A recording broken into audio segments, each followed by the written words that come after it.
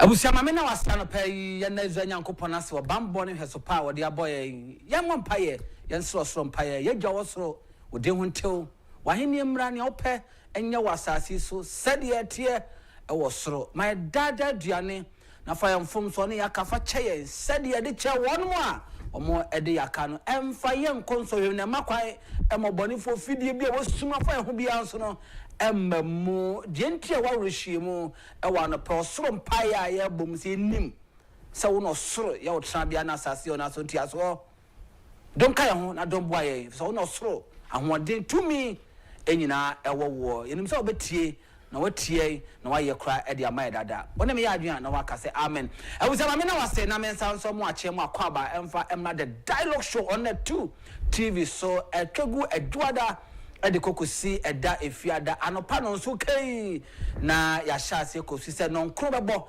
ede apemu ene dai so ene ye benada jumbo so me no da toso eye edu enson na afisa me yai ekono nkomo ho a ye de ebe ma papa usual sports ebeba abefa wakwemu ene anopa ye wia afi nkoma hodro a ye de ebeto ase nyina nso no ebetimi edi ho nkoma kama na yetumi edi ama enra okọ emrahye bedwamu a empanyimfo a aban John Dramani Mahama ni NDC aban eka se Supreme Court ho do so ba ye ma na so ba ye omode nso aba beka won enra parliament ehase ana wototo won ma no enseme ne ba omu yebeko na yakwakodi ehon komo tentem so na yatumi enso so edi amount won se nansei minim se wafa kumase enka kwantempo no so a all the last time we used to sa kwantempo no it was say esi kwan I 4 lanes I have 4 any other areas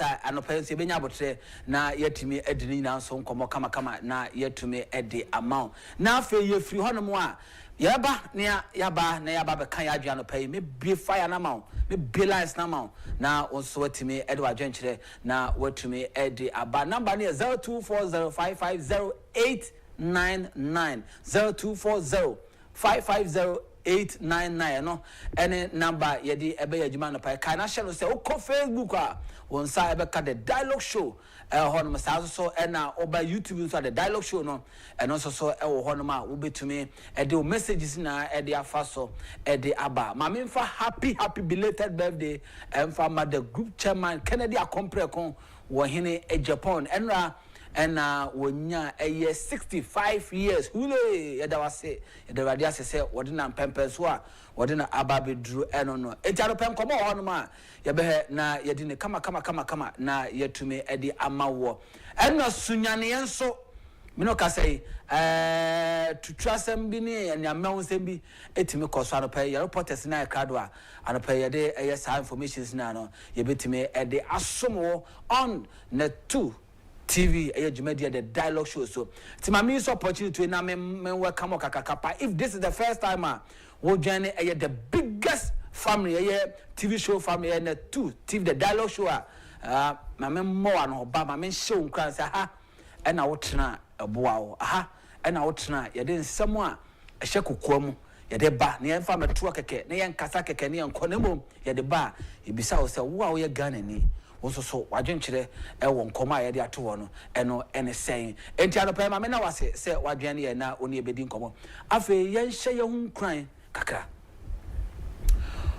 onipa bia no se o bobra na otu anamon a arehyiemu nipa kan ho eye ne mo ma wure enhye izanyankopɔ mo pa afi se ma me ma mfa to bi opanyi bi o yare ye kokoda eye esubonti bi ho a na obofo ba hunu nsu a de obedi ka tomunya ahotonya yaresa no opanyi no enye ono nkwa na enye ono ane pere de ba asase so owabusua se ne nane na agya afiri mu kura owanuanom ne nane na agya afiri na woni nua kwa na ye wono content kura ne maame abusua ho ne papa abusua ho per age na Bible na de man ni mfie no so or describe so panyi no that means say na wa bobra ana say no wonamfo na nya ono nkwa na neti nanso edu dia din no Bible say wanya nipa bia mana metra na ncha nka say o mame nsa memre mame sacrifice mfa mo panyi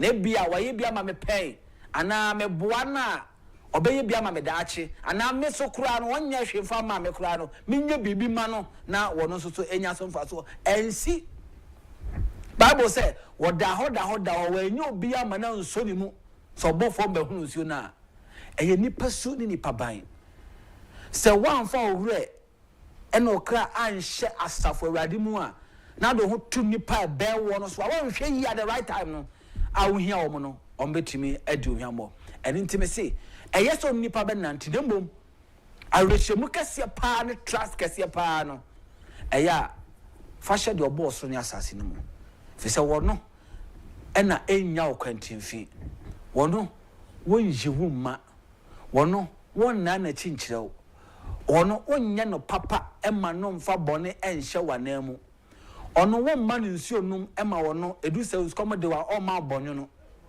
wono wonhye na atade emebedu se wo awode wo no obeka se awonku dabi obeboa wo obekai wo oyeboafo nyankopon e kakaifo nyankopon ano pefa wo rehye ne mu fa wo kra hye ne mu ma wadwe nyina nkɔ ne so na obesiesio na waje ne ebema na siw yie ifi se osi nipa hwe die tue ni wa ono asafarade wo hwe akoma mu ti ma me na wase se anopai wode afutusemi ebe hye ho nkran manka so ni obi nyaka manka so ni nipa ni agro dabi ni nipa nyina momu nsere ni nipa nyina momu ntua na mo nemmom eba rehyiemu de rehye nipa mu a eya you very careful kakra fa kese pa no fa mazu nyankopon de ndidi Yehowa no na obeye wadom emre nipa nyina pa wo no ono ebe kan ho na wotutu anamo e de asiye ti ma me na wase eda no pay na yemfa sports no emfa entwa so ententem so emfa ma osi ahene de sports no twam wia na fe baba back na fe nkomo eda ba maso no yedi na so e de ato kama adrava fo amu yusu ko Madina ayi mensa abri manfe tutu e de ko eye adosu ko fodiafo nyina me chiama no pay me ne mo nkomo e ba sisi ani e ba e be di nkomo ntentem so etime e de ama ye sports e to aso etime e de ama osi ahene aye krado a o de sports no to aso kama owia ye basa babak mini eden sempera imanomati ema good morning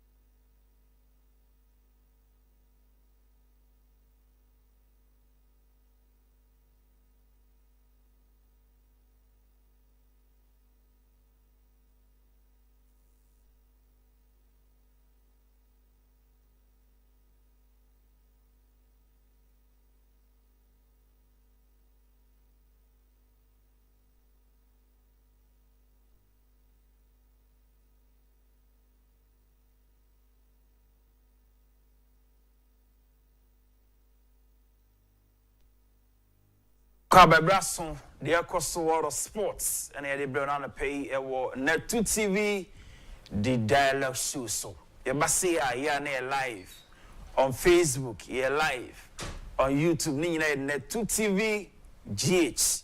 They're trending globally, A to Z about sports, and the Brown pay a war show. So, Femi Kofi, Amponsa, Osia, and I pay, you best say. EDF Association Boxing. When me say last weekend, I Buko Boxing Arena, and I could say a fight how do happen here.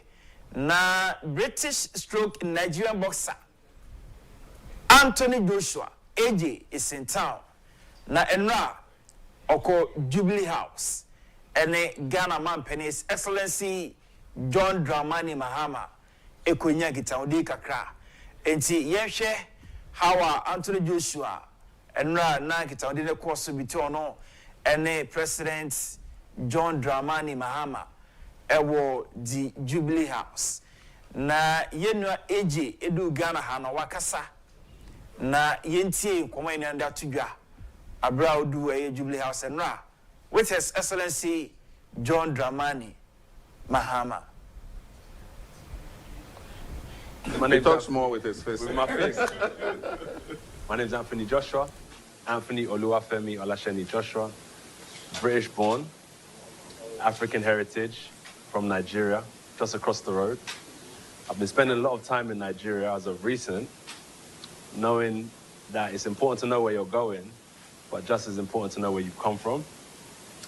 And coming to Ghana actually wasn't on my agenda because for some reason everyone in Nigeria puts Nigeria here and Ghana just here. Yes. So I'm now here and I'm looking around and I'm like, they've been lying to me.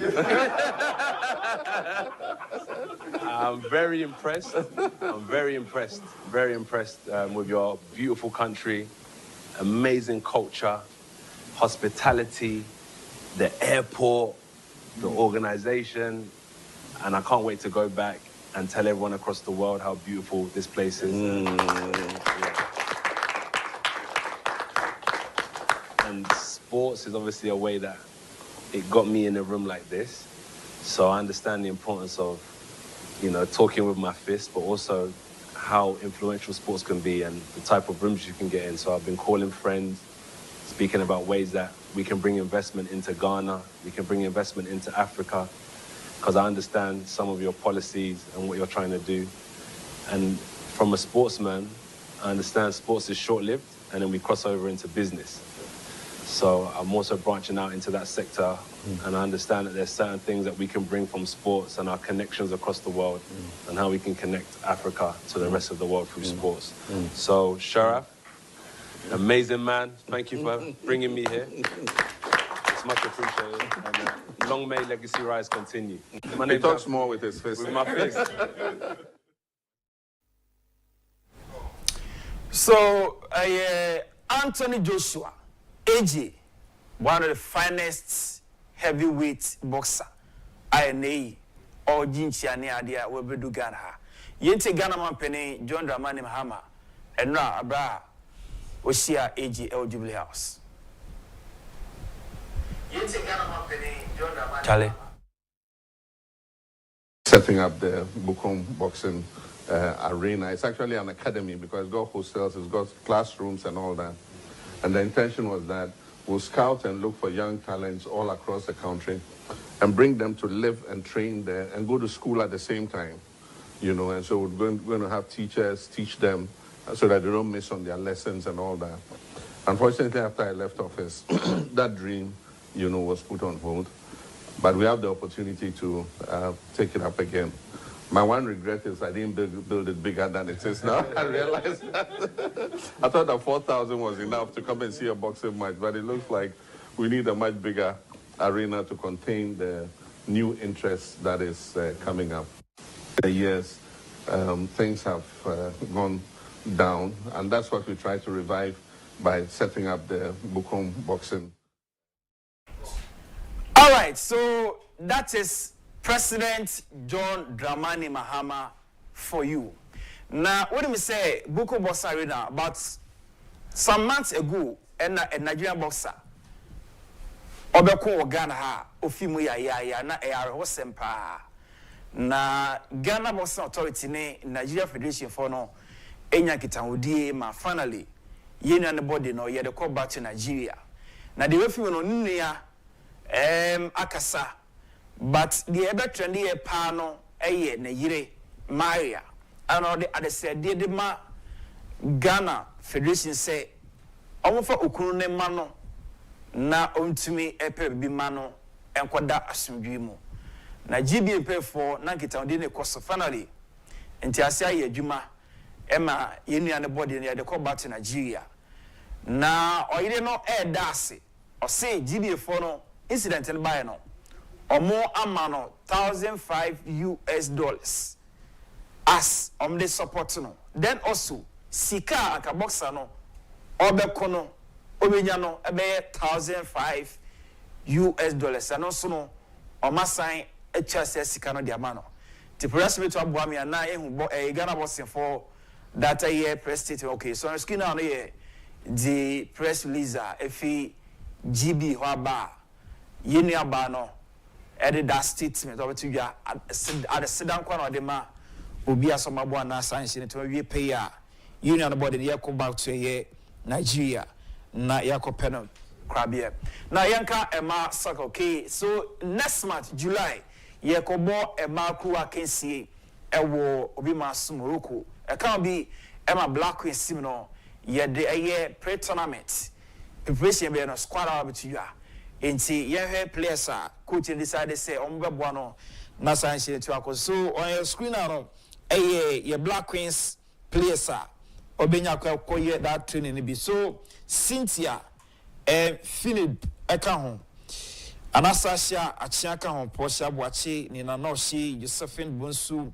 Comfort Yeboa Susan Amadia Ernestina Abambila Louisa Eniwa Grace Asantoa Omodoso Ebrentimi to run through the list. So that the list on your screen for you are ebe we show more say almost Saturday they say operation be able to pay Edema Black with Simon. Now Blasters captain Jordan Ayew, he's in town.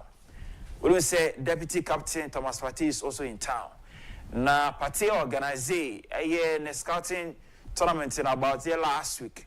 Jordan and Ras no wo Baolisi. Na capital Jordan Ayew wo town na. One timemfono always be ano. Omunya that interaction na allow you to see say ye guys ne bar na ya na or many guys no.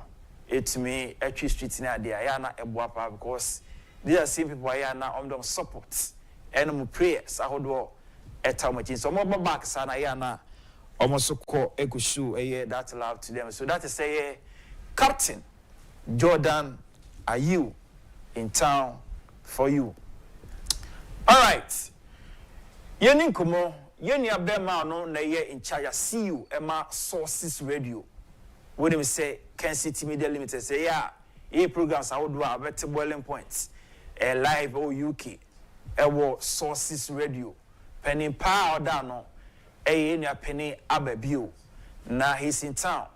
Or ye a die-hard Asante Kotoko supporter. Guess what? Last Friday, Abraham Ken, Eben West of Gary Miti, the youth no, ne dressing, the beer was say in Asante Kotoko's outfit and akon papa nra opasi true e the dialogue show so yending komo about how say near massacre football no na say in UK radio station bi ante say omo discuss anything Ghana football Ghana sports sometimes ya no mudi ho ya say ya na yes central for Ghana ha e pay so much attention to European soccer ya na hadwen pa yenti raba bi akra na ye meto so many are that's question or Busami. Him say a idea Madihu Yai Ache. Now Ghana football, a bra, Ocean the year 2001 coming on ye sports will come as in. Now you can't a local news about 1 hour 45 minutes. Near can't a fall in the 15 minutes. Maybe a mark call us in the 5 minutes be just to come in. But and then I deny the acting. A idea you can't follow news no more. Me I can't local news not a crazy. And on what entire common use no more. You might be an idea. I almost Chelsea, Arsenal, Manchester, and Hong Kong. But to see a percent football near the Ecoswa. Those I mean, said Jeffrey for no, and more more. It will maybe and maybe the church man bet. Blame Lancaster Casano, maybe my media because. Uncle do wiki. Everyone say wiki, Mediano, can't France. And once but only France and then share what that. Uncle to say France and can't Switzerland for sports. Uncle to say Switzerland, can't Germany for sports. It may be an country, no, and that's all mine. And someone the echoes all moment yesterday, or can once them. Now, we should get answers when you sign it here. Yeah, be a come on, and say if you ask them to say you best start if you ask some.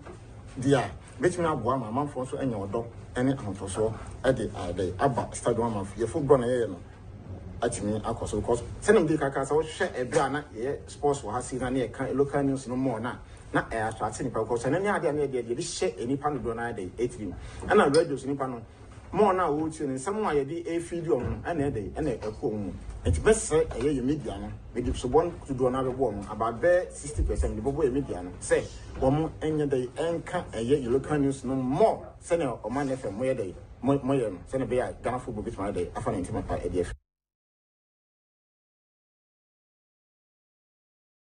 Sources Radio. Ya na wa monitor mo. Ambo adwuma pa ewo London.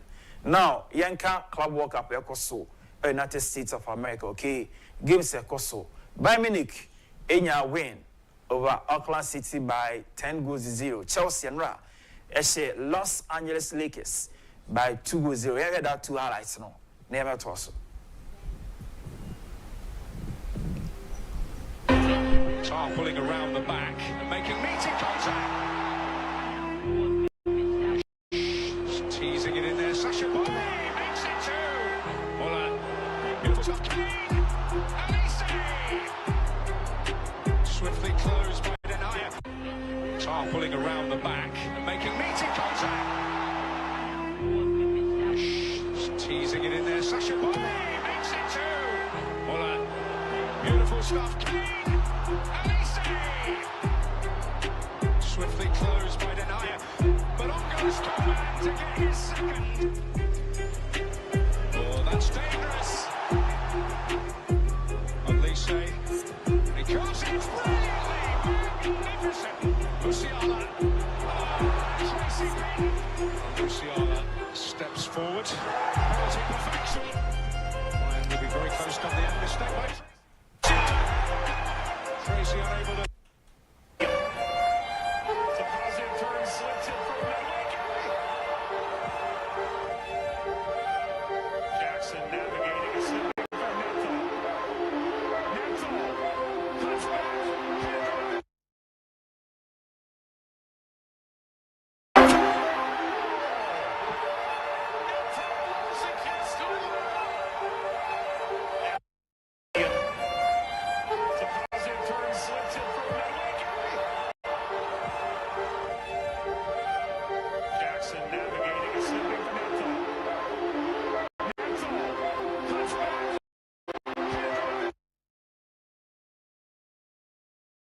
Buying games now. Boca Genius, and so a part of the tournament. Also US on Enra, do a year US airports. And every how enough fans no interaction. Also the airports, US.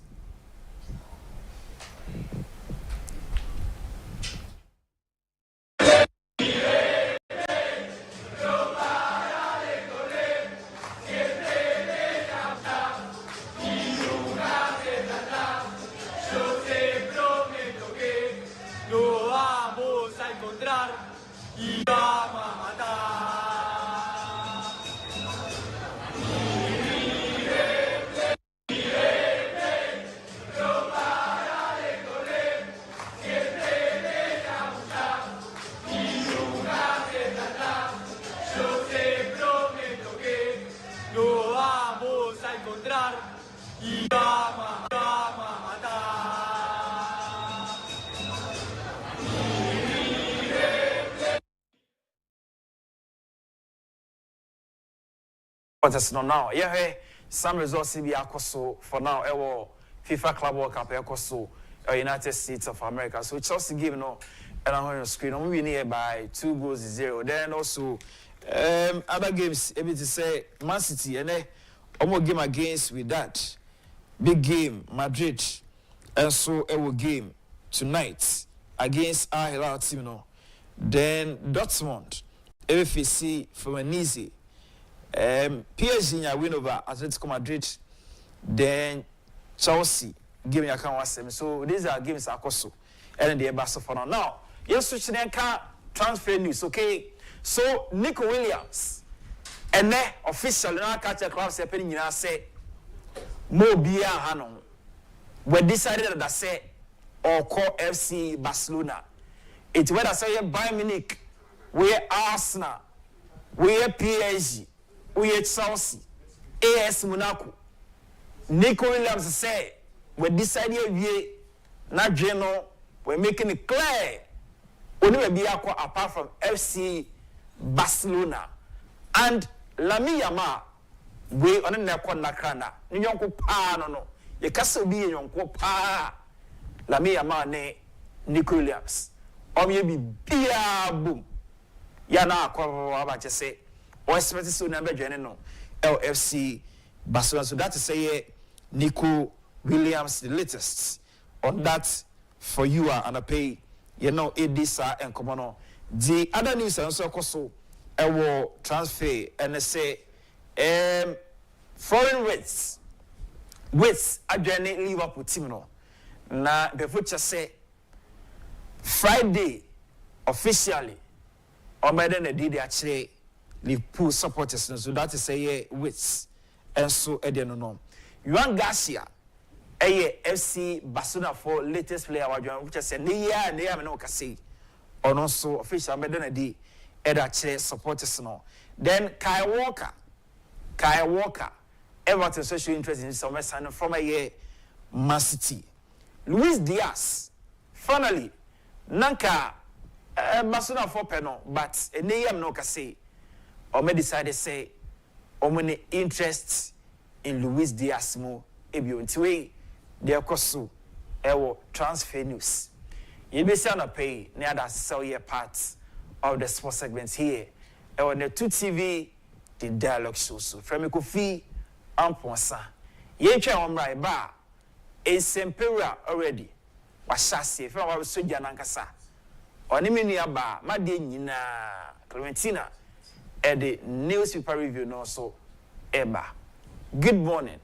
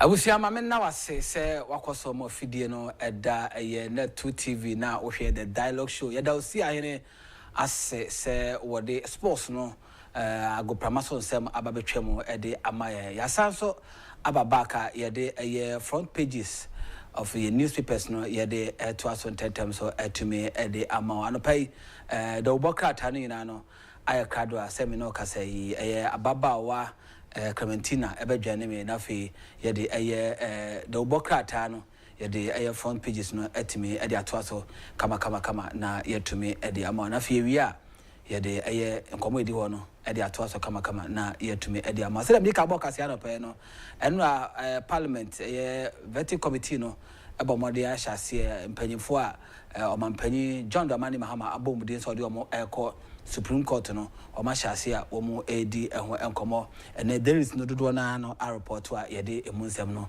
ye de ebema o na fe nsem awodo a PP mu no ye de na so be kama na ye to me e de amo enti CI ye de the obokrata no front pages no na ye de ebeto aso tentem sama na fe ye wi a ye beko sunyane maminko sunyane sisi a na menkofa amanebo emfamfi sunyane emfama ano person hwe the Ghanaian Times the ubo krata no enimo a or say gunfire rocks Sunyani of gunfire rock Sunyani chieftaincy confidence and 17. My uncle Yamane before no a Bonomanta no mu Sunyani Bonomantama in Krumu Catchley Kwesi Aferi Adjane what they a report they see what they MIA. Catchley what in Canopaya Memoache now over there. In Sempere, I made me hoboko. Yadawadi say, and I didn't see Sunyani Adaroma. Sempere, I mean, I shall for near for one more tea, netuti, Janopay. Yes, and say, Sunyane Mayane, Nanabosuma, a song career to so you now or Yusuma, Sunyane Mayane. Now, can't you go in? Then what be here say, Yabenian and Nemusini. Now, the Nemusini no, and I qualify and some baby at the Abba. And rather said you to turn to me a course. Nina say, Aquamunian, Nanako Quisabe, out of Sumino.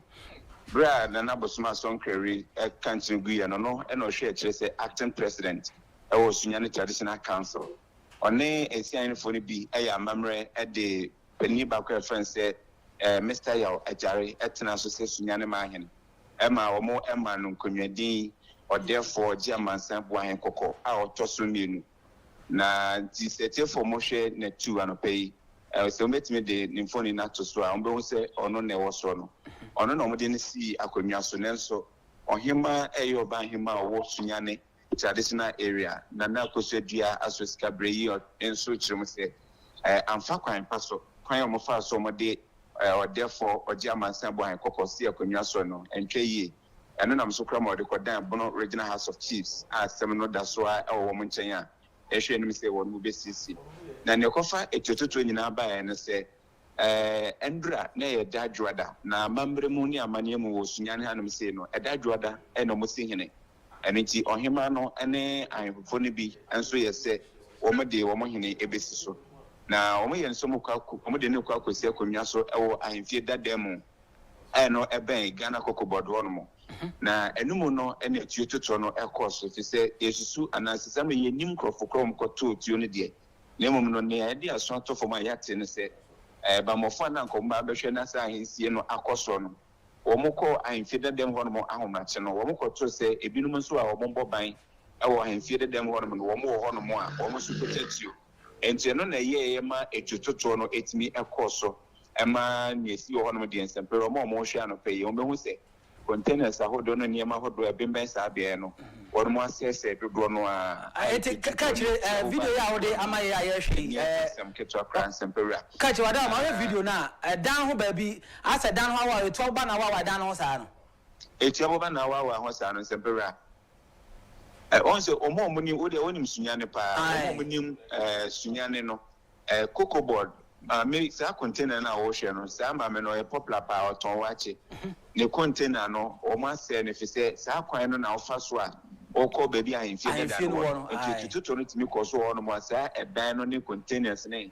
o mo tutu kokko ne ne ma ho no nyina ne de o mo container no ne nyina sese no na mo hwe anopai enti tututu ne timi ko so no na etimi esisa enti no na so ma esan ne ko so nti ahensie ne ntimi ankoso ewo ahemfie dadam ho na mo ko ye no wo ba ko ne ba ho na amamre ne amane no koso a eye ya o mode peni ba ko e de no tina konwa so e ba be ye okay enti catch wada ma obi prior na so obi free mo etu kan obi ana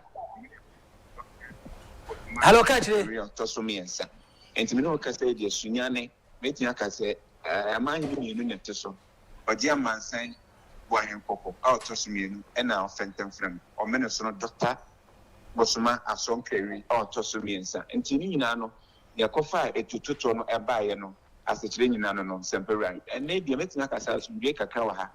Then, woman, Nanajari, our ye, or deaf the German Sambo and Coco Tosmino, Nebusia phone beneath the Tita for, and none of pay, or Mayens and Trofon Simu. Ahemfie dada ho no mo a nti eno ne yehwe no mesesa central function no ebetimi akoso nti enam so a etututu course kwesiada anado bewura ndra adro ahomache no sepere ho amane na medaso no okay ba say obi empra de obi amfiri mo etu anka obi a So far, the OBM cry, Yenya, Nintias, I said, you plan, say, it's your cow be. Some radio, Yanti, Bibisa, Nemo Masundia, Asundia, Sunyana, dear. Okay. Now, I'm not where Sano, watch a run a cocoa for no or more Tordiani and National Mapon. I dare not see a home check. Okay. Siana Jono ba a Joada and Rahomatino, and I start to turn the course. Okay. And I get Siena, and limited Tiano, a mania and ya crying and said, why to run a crab by so by Tony Watty. And so by natures and you couldn't tell the Yegrabu, I need an answer say or sound so boy. To moment point, I know Honomo dear, or the Antiniamba.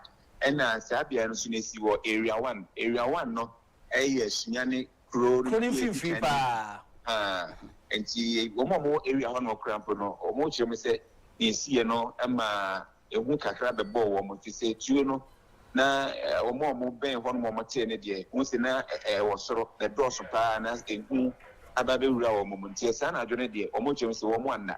But in the age, meeting a say one job. Near nobody in this Yakunyaso, nobody next Yakunyaso, our no Babayas Yane Mahani, and an your Tesson Susiano, so a Yane Mahani. Some radio, Mahim, you know, and I'm meeting a say or Motusia. Okay, I can't check myself for the better as no money about or dear free a year Sunyani, Eddie Amae, Bibiachi, I just have a sound about Hona Ude in Chimo, Eddie Amae, that's Papa pay. Yamane Bofwa or a Bonomantem, no, Quasi, Kachi Quasiaferi, and the sea was Sunyania, the Ghanaian Times.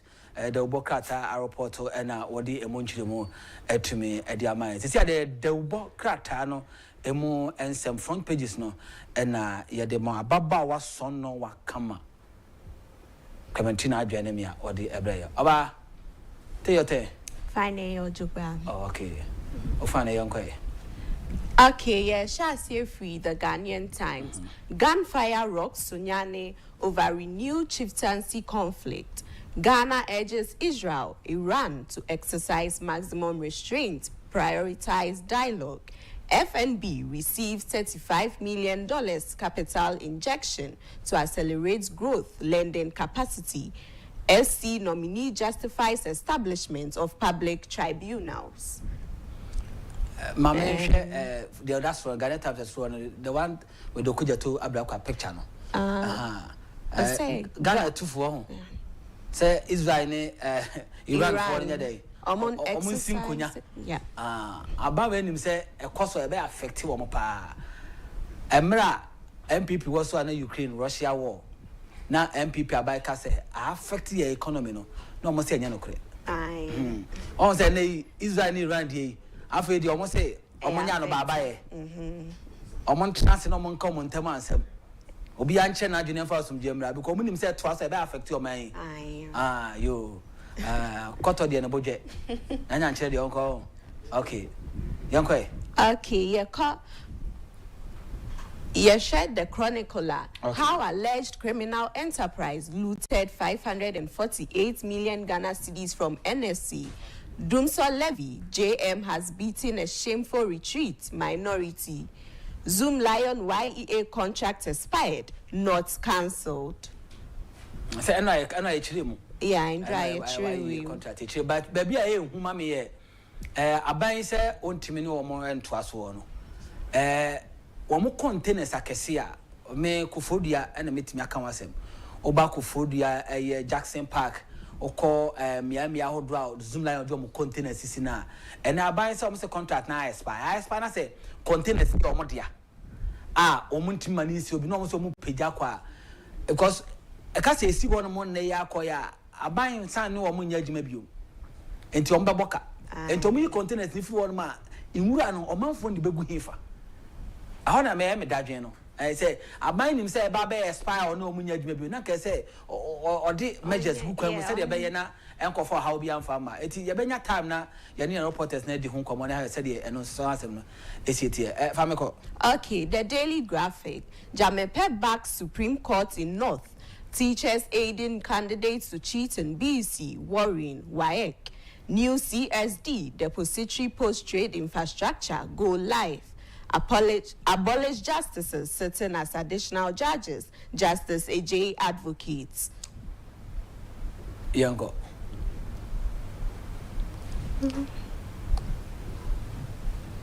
Okay, you share the daily guide. I almost say Oforiata surgery successful. Ex-minister endorses Agyapong's NPP flag bearer bid. Judiciary not financially independent. SC nominee. Ghana under U.S. scrutiny for proposed travel ban. Government adds 25 private schools to free SHS. 25 schools on the account. Aye. But I saw about the private schools in the account. Them say, oh, yeah, Fan region, yeah, no, I think the Eastern region of 2. And other regions of Peke, it be a 2, it be a 1. It be 2 be 25. Okay. Until Yabe, and more better media bois. Famiko. Okay, that's why I did a new crusading guide net. So my daily guide, my main phone called Kenofurata surgery successful. And Kasai and statement now about Bontain and Yamano. Ushemua special prosecutor.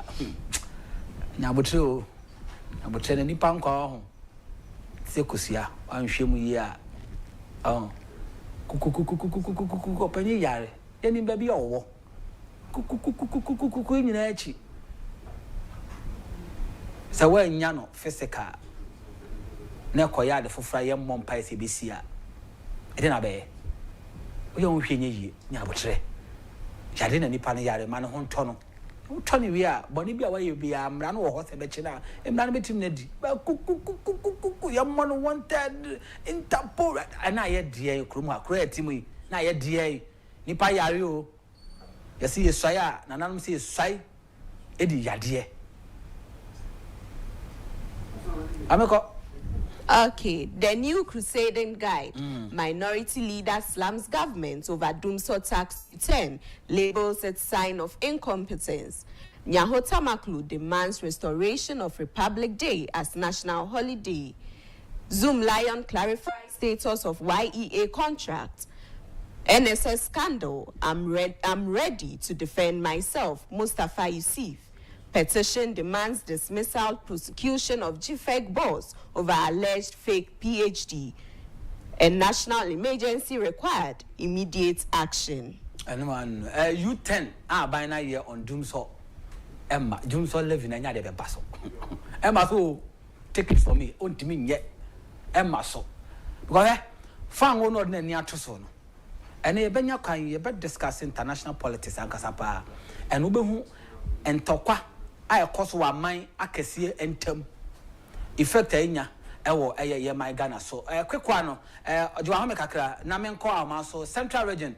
Na and a bay yaquine, a one sempa, quine, yaquan tempon, and yaquine yaw dry, and none am put my bedi, a home command. I'm so many, Yaman above 4 and 50 mantemo, Jojo dancing 1 year ending come. Uncle Joe, what you mean kind of pair, Memoache? Now, on to then. Oh, Yanko the air touching it.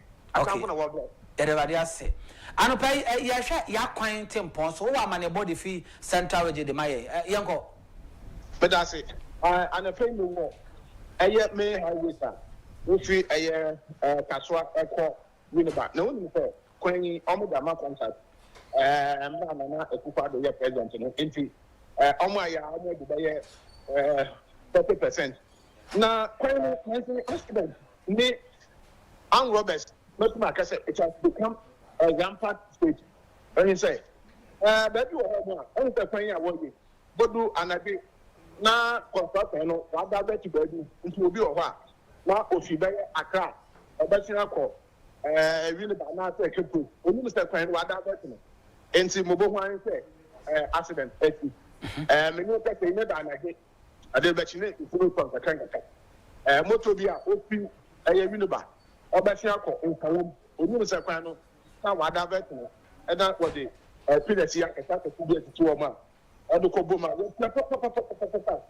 plano mu ɛyɛ den na ɔsan na Queen so bɛ ma wayɛ no nam so ne ntum nkɔ ɛyɛ 20 kilometers per hour mpo nti Ann Roberts the biano omugina Queen no do na Queen nan kasa be iba ɛyɛ breku from hanusa the do ɛyɛ Winneba na people are complaining say let my wayɛ Queen no what to war Queen no tenten wa before but in some way no for the home ɛyɛ the Queen no wey you make it to we Oyada kwan asomedwe baba kwan no do. It's good and the person who come if you win back. But eye katwade. Kwano oye under concession that was one I'm going to watch you ya do bia no. What was aka. And na motor go way full ade so. Kaka no working accident ni say. Also osan that kwan wo ye no oye no do no etutu to ramp be no wo into one I'm driving working accident. Nti kaka se ko ko bi ho ma be se ko bi bi dia so ne bi o ku ba be si aye patwa aye da wo gudu wo ye dembo na be se da ko na anabi na wo ye nti go hu na wakafa accident aba so far so good se si ofi roma dia mo patwa ko ka bi ba be kwano nyaja o ye kra o se ne amana wo tu kwan no so wo gudu wo ya na Joe wadama contractor no site na o ye adwuma na good contractor dey what my catch every day when the machine people go with the baking o send the kwa we or your tank road nwa wo fi elubo the obi fukuma so no wo mu asefotu peya na obafa obi mo fi amoko Nigeria obi mo fa ha Liberia obi mo fa ha Cote d'Ivoire obi mo fa ha into contractor dey let the crowd me fight and you work on Haruna Ali let them you need to come on hwe Manenta next 2 months. Let's August, September, October. No, not answer. Okay, I yes, that's what I'm 50% don't tell me go. And I'm going to move the first person with they go into contract and our site. Okay. Jojo, you better say no man about or the free film mantem etime dia be man about for one film mantem Jojo Branson and pay what the a year quantum point or year the Africa so de awura a year Cape Coast in Portemo no what the ho man about the amount ya da form of akwan so no mama what the assembly so what this year be to kwan fa kwasa akwan so na okurahyen no aka chense kwan no amane board the dialogue show na 2TV the amount of parents on so on to ne bo ase if say kwano munye wiye na e de akwanhia enso e de eba so the obokrata no aba de ona aka na fa me wiye pacho ye wiye eno ano no oh okay enti ano pe ma me na wase okay me na wase papa aba e be san hia okay okay abusia enti na anye na yanko eye mfimfim mantam nso na yanko Eastern region apoya mantam na ya ma ne bofo wo eye poya mantam Isaac Ofori so ejina fa ba bi ono so ebetwa homfoni na watimi ede amaye ene anopai se Isaac Ofori aye kado a ye ne no eni enkomo Isaac otimi nka anopai ma good morning okay ne line no entimi anyina so tentem so no ye be ko ne akofa nkomo ede ama na ekwan wonsempo na no justice wadawoma between Pediase ede baba be si ayi mensa oyarefa pacho yanhwe kwan se de edu anajo a ekwan sitie video no na ewo screen so a wo hwe no hwe bi between Pediase ede baba be si ayi mensa oyarefa pacho esum kabi esum musum na wo kwan so nkane wo kwan so nyina nso na eye bipo mu kwan bipo emu kwan se obi nim so ana obi nim so a adaba fa kwan so se bipo wura benkum nifa na kwan so esum no ehu ye papa san so eye bipo mu de woni tuai eye ufri eye Pediase ehono mo a Pediase lo janim hon pepepe na ehyen no aduro no ha wo hwe video na ohu fiti entrance hanomo a Ghana man panyin fo meeting ho anopa wi anwumre o de sane pepo na babesi ayi mensa potemo no mo no kane anu so kwan so nyina sum kabi esum sumpa na ewo ekwan no so nti bisa se enkane ana ewo kwan so na de enti ne de nkane ano egu sa kwan so street light na ewo kwan so na de enti ena ye sa street light no ewo ekwan no so ai nei kanea bia ni kwan no so kanea bia ni hono mo a ewo ekwan no so kwan so esum enye ne emetente kakani ma ye ni Isaac Ofori eso so emmo ya mane emfi yakwantempon ensam so Isaac otemi nka no pa ya memo ache eju se nsempara ayi fa na ujina na yakwantempon ensam se ne sitie Azembara minu kase me jina eye adesu ni ensawom kwan no so.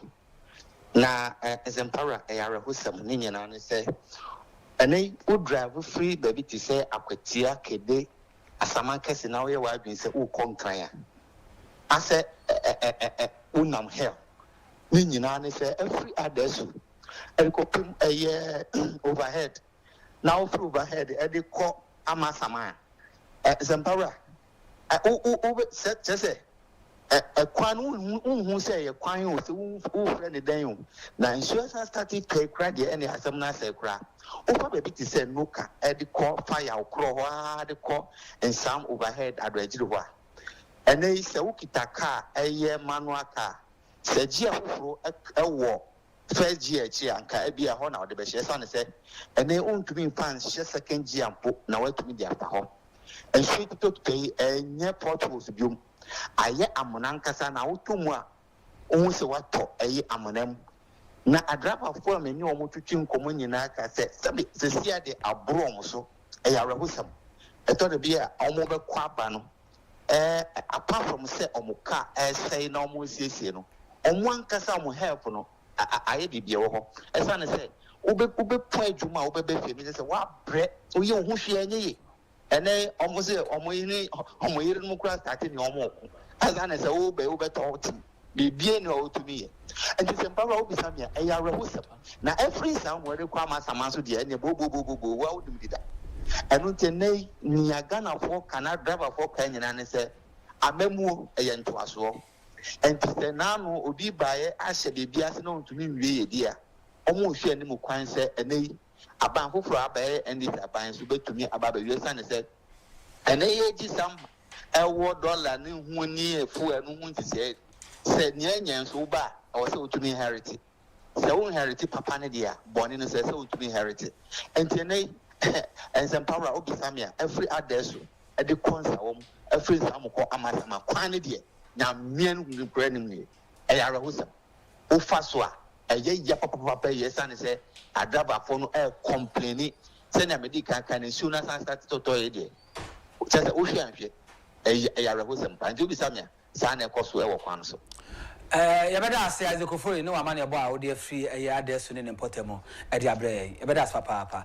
It back on our rules, no, Osha a quina video now, that's on a between a pediasi Jankama. Pediase kwan e de fa mepo no mu ade aba ayimensa anajo se de kwan so te esun kabi enkane wo kwan so nyina nso me ankasa meto anamo ene abri municipal impanyimfo di nkomo wo mo se contractor no mo de sa kwane an ma no akwan no ma no ma ne de nkane abo so kwa no wo mo ankasa kwa se municipality no wo munim no omunim no Chafe no mo twa krata de akokoma energy commission for no mo di bia ko henfa ne henfa omunim no hwe kwan a ye nyina ye nim se abotan na wo kwan so etimi dwiri at any time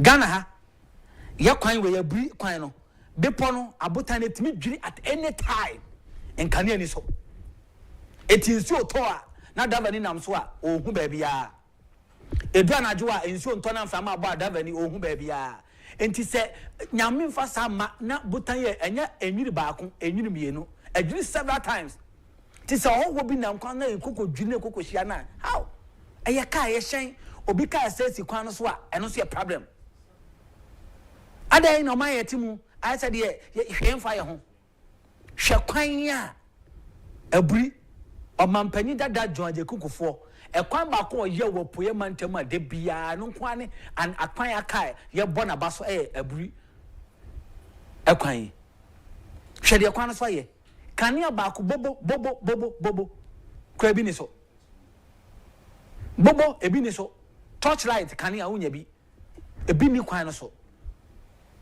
ti so bi nam na ne car e break down hon ma that time no bi beto hye ne so a obi antimi save no o driver na say abutan bi dwiri ba hu hwe kania ni kwan no so Ghana kwantimpon a eda enkran popuni mantemo edi we poe mantem hwe de kwan so ye sum kabi e ye hwan responsibility so be make sure say e kwan nkane a wo so kane bia ni so hwe ona ma sa ona bomu kwan hwe ni so kane bia ni kwan so kane baako se kwan so e wo kwan so nense ho paduase aban panyimfo committee so ho omutu anamoko ekwadwendwe oman no wo ho yenya hoho ni mpanyimfo bi fi amanone a ye de omko ho hwede ye kwan no so aye asa hwemfo bia ho enye no esi de kwan so ye suma che and nobody cares emfo bia ho fi say ye nhehye a nhye ne ye no kwa ye nhehye say nhye ne ye no ye track say e bia 5 years ago 10 years to come no ye ka say ade ye na mayotu nei say mfunzo kokoba ho a ye betuma di achi ase hwemfa ye ho hwemfa ye ho ba bia aduro nie ebri paduase ayi mensa oyare fa kwan enie fitisuro no wa monitor video na fitisuro no mo a di babesi ayi mensa na afi no wadun tobuto e na afi no wadu still na no unhu kanea ba kokora kwan no so kanea baako sei eni kwan no so ada ne ye ho sa okromu a ye ada trocha innocent person bi nam kwan so Ghana ni nam kwan so na abutan bi dwiri no kokohia afi na be ka say oh yehu yanka nanso na ka achiri na say ade na yakọ na busuafo akọkọ mo nso 1000 cedis sunipa na tiase a kado mfaso na busuan benya nso na 10,000 cedis ayi mensa ekwan aburi kwan pediase nim ho ede babesi ayi mensa wo de kwan so aye bi pomu kwan esum kabi ma yanko amanso na me activity lines ma na ye ni nkomo dwumadie no eye the dialogue show ewo eye na 2 TV so ene anopai ma me na wase se won so wode wafidie no ede ato hanum no abadwane eye abusua kakraka the dialogue show abusua na ma me mie phone lines na ma na onso betimi afre na wode wadwenkyere etimi ede aba numbers na 0240 550899 0240550899 na wonso so watumi ede wadwenkyere no etumi ede aba na eno so etumi aboa ma edwumadie no etimi agyan na so afa ntema pa ede afra 0240550899 also for wadwen bra na eya adwen toato a na yentoa yenkomo no so anopa ya hwe ya kwantempon eho ensem na hello good morning. Hello, good morning, Chief. Good morning. Pachodi may be accepted. Good morning, thank you. Yes, sir. Pachodi may be accepted. Morning. No, your friend Daniel. Yanko. No doubt. Me, the Pacho, my education, me habit. Example, neutral state, I've been there for neutral state in work. You, Papa? However, I've been there. Okay. I've been there. Okay. I will pass out there for neutral station. Example, the throne, that I did not order the line. Not from 9 years, not the air for final. Madame to be mayor. On a neutral neutral station. What's in the book? On my other, I'm a phone. I can't hear anything. Into 1,000 Ghana. Hey, I'm not friendly. Look, I don't know. Hello, quiet. Bra. Okay, yeah. Madame, on your penny, or your probably. No, boys in the day, I will get a I can't say, na nipa na margin the reform, so or nipa na. When it's okay, I was on the path, I was in. And you know, the first of all, you for the money, you know. I said, business, I'm going for your order. le kamchira o fa so fa le so a okay e ma no bo jantra ama pa ba ko no me yo mo ho no bi ta so do ko so ta ma na e tai mate medase ye betu wana mo e dia medase papa yanko amanso na de wa crowd so ne eni nkomo 0240550899 0240550899 hello good morning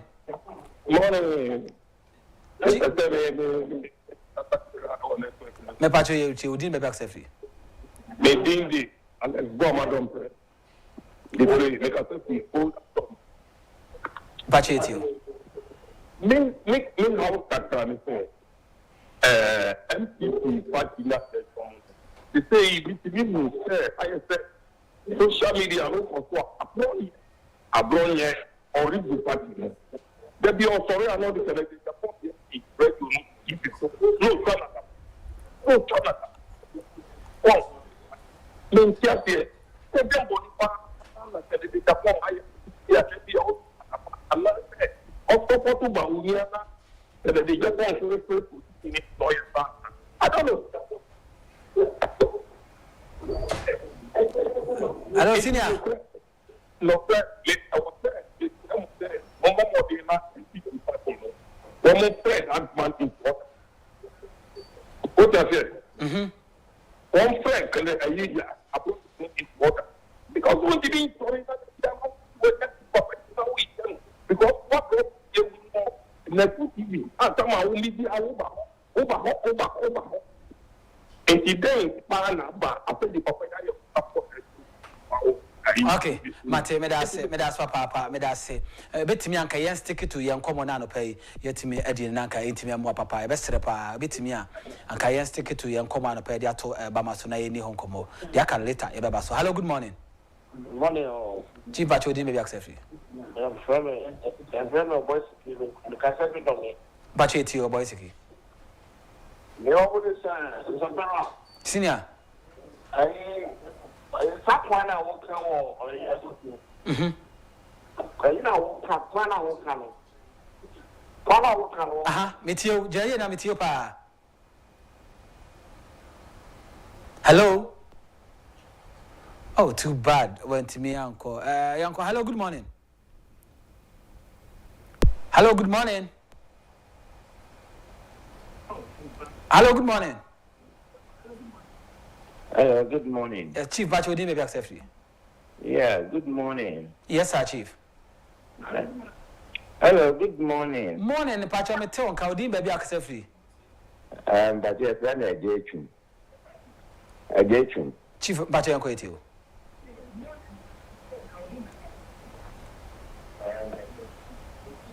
Yo.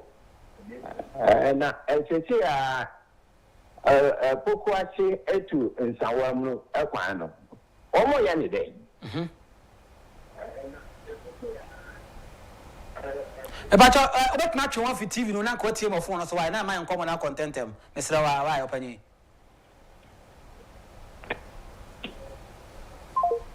Okay, Bacho say ofra na watcho ho e dey free e TV no ma me. Say wadofo he TV na no ma he TV na watcho ho na watimi akasa phone se mate okay. Hello, good morning. Good morning. Who are you? Nyanko pardon me ma me na so e. Ajia ni. Ajia. Mo hu ya di. Oba na do ye ho ye pa. Pe hu ye. Nyanko pardon ho ye papa. Free bubu ashi. Area ekwano ye kura. Mo fe na mo ya no. Okay. India no. Ya te. Africa wanya abuta. Wa fi obi ara o wa hwe de nim. Abro ya no ye campaign man more. Fancy, Mate, Medas, Papa, Medas, Yanko Nafi, no, the Frenchman, ABC, our Hanamona, Yajana, so na Madame Waba, me ba, me name a guest, a chance, na yet made in comma, and Yabashe international politics. Amai me no any misunderstanding and tokwa and soon sounds why ba your economy so. Yabashe. Near the chamfoni, they are to ensembia and Ipabi Kan Kroma, Emra na ntokwa kosu Ukraine, Russia.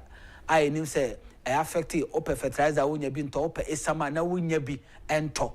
At that time in summer, Nipabi Kanye, oh, Kroma, and they the ama aban eye D levy we hold on na when timia implement said your can enra no ye de besi so na ya hwese de asi wo Israel ni Iran ka ho bi na ye do de adua na nti aman bi nya wo ntokwa asoro mienu ko a eya ansensan no efa wo ho wo bre anase wo no mbre san koma ye bedi na no pedugane ye na mne nimdifo etrase na ya to atoaje medase ye basisi ya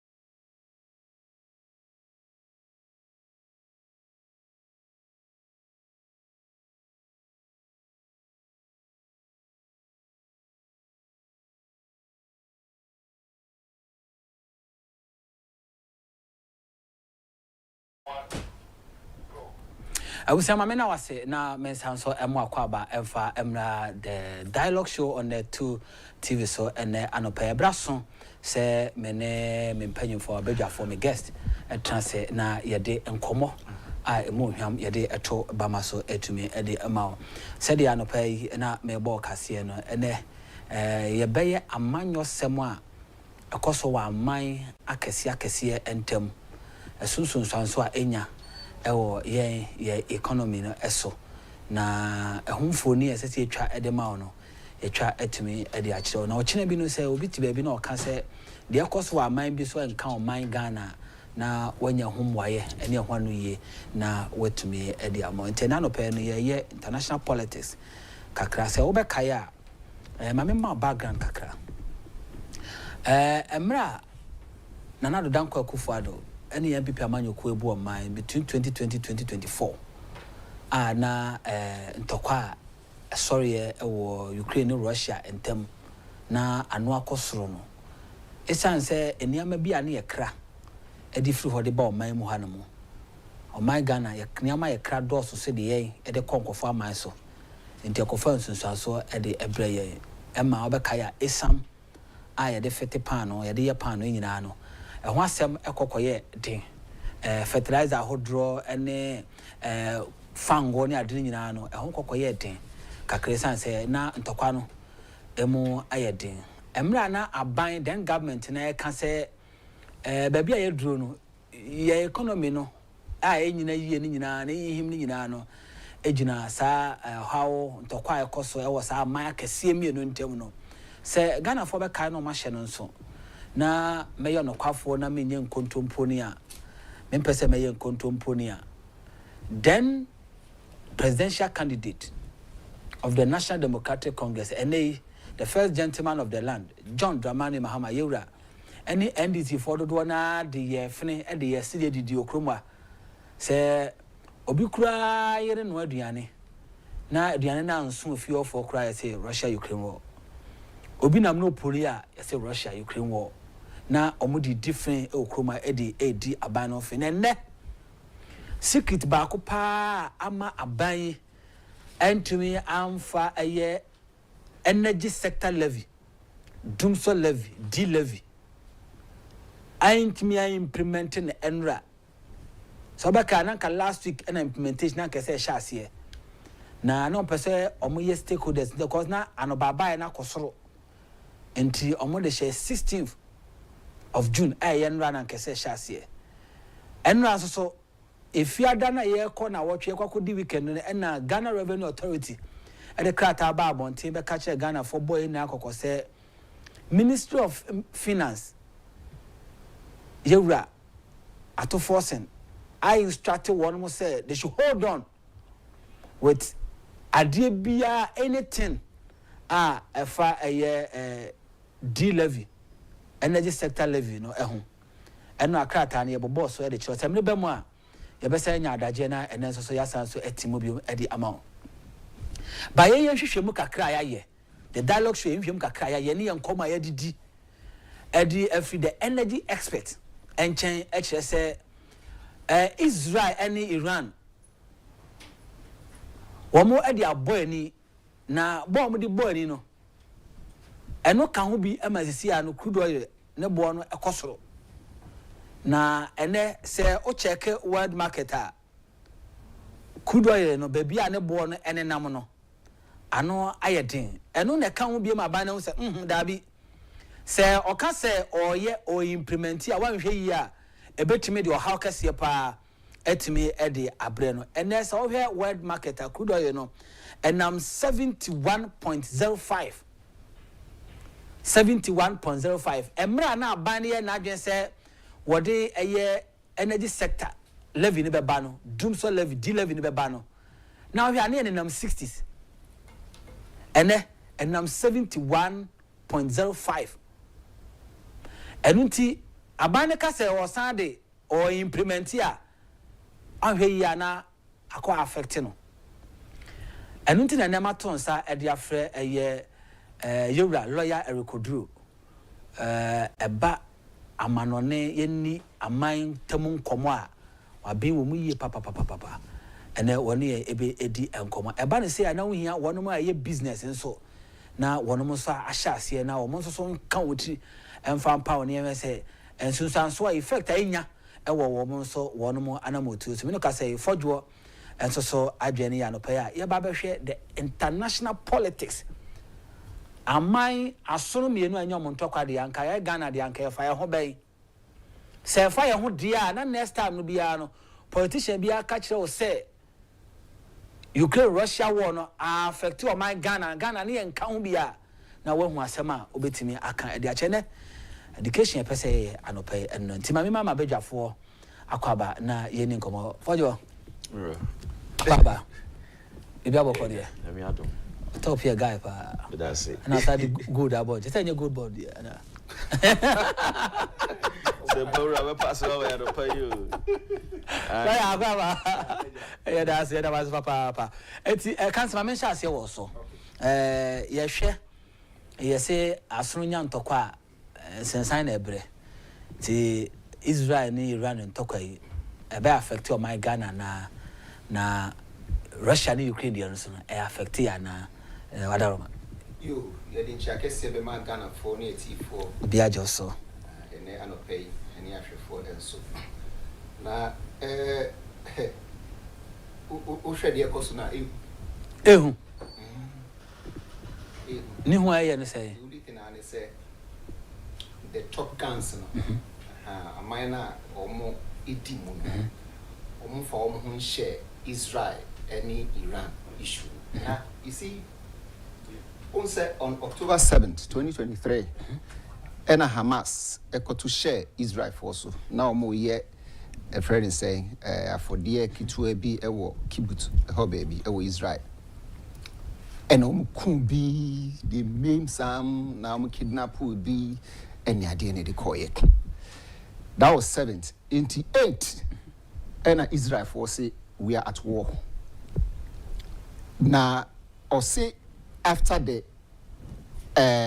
fight, no, the Middle East will become calm. And Mimi who say it was a friend is saying necessary evil for Israel because one, normal baby that's why because we are comfort. The country has been fighting in Nagba, friends, in 1948, 1967, 1973, 1982, 2006. But you say they are always in war mode. Okay.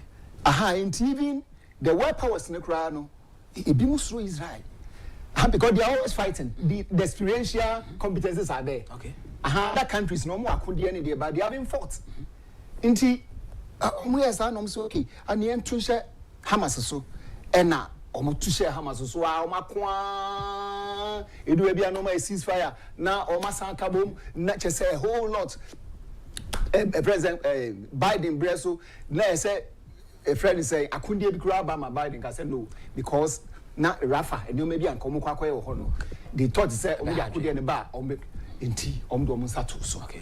Omukuya, no moon said, I didn't know Iran yet show mo. You need to say Iran for so director. Ada omu process, Iran for no process. Process, and they say, or technically, and then Crawford or didn't no more sanity. Okay. Into your West Bank, Israel no more kind of West Bank. Omkano, Samaria and Judea. Okay. And Sunday war Syria. And Sunday war Iraq, the Shia militias. And Sunday war a friend is saying the Hezbollah, our Lebanon, Southern Lebanon. And Sunday war the Houthis no more Yemen. And Sunday the camping and Kasani, your friend is saying Iran for no. Enti omu touche Gaza for no so. Omu no more Lebanon. Okay. In Lebanon, now about 80 to 85% of their capabilities have been decimated.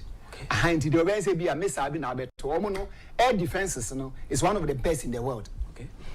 Into Omu, Anna Omu said no, as I said, Omutimia Bibi, into says that Omuno Mozart, very strong. Yes. To Omu, because Syria and so artillery. munitions omo akodi akese ano nunu mu ana eyifo atuatofo no shara ono na sisi o president transitional president more or less ena omo oustay a friend is saying Abashad a Syrian president no dwane call the friend is saying Russia na say Syria honos no omaji ena omo sha se they bomb all the military installations, the command centers, the munition depots. Chese, oma bombu bibia, adibia threat dia no. Now they have decimated the capability of Syria. Okay. Now, unse Syria no, take in Syria no, so no, omo kabum. Yeah. Ha, no person build the air defenses. Ewo, iho no mono. Ha, the Turkey side of Syria. Okay. And I say, "Yampene, we no agree."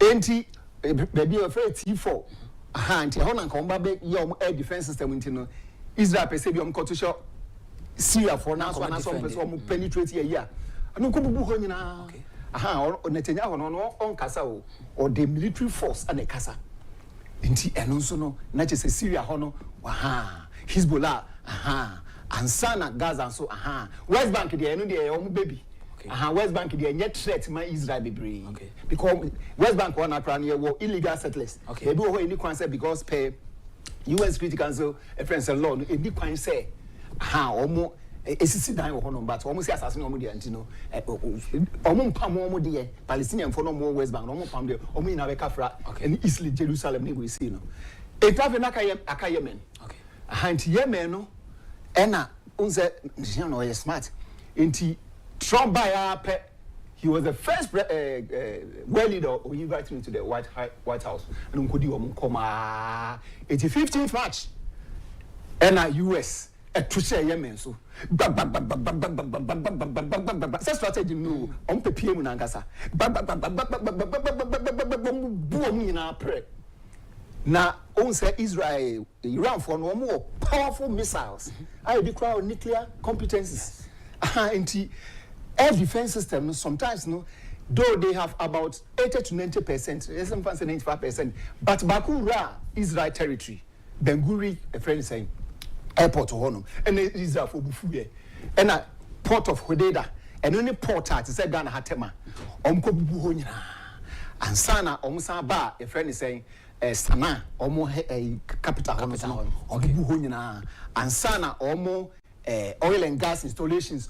Omubu ho nyina no omubu no omusan ya Israel for no omo strategy no masan aba betim to untu usan aya akanyemu a wasan betim okay enti omo no so no ye bubu o apre to some extent okay because omo friends saying cash of what missiles sa everyone because what Iran wanted to do is come build a nuclear weapon na omama a friend saying Yemen phone bi Toma Yemen phone be then they entrench themselves in the Middle East. Okay. And the US and so basis be brave enti a necessary evil.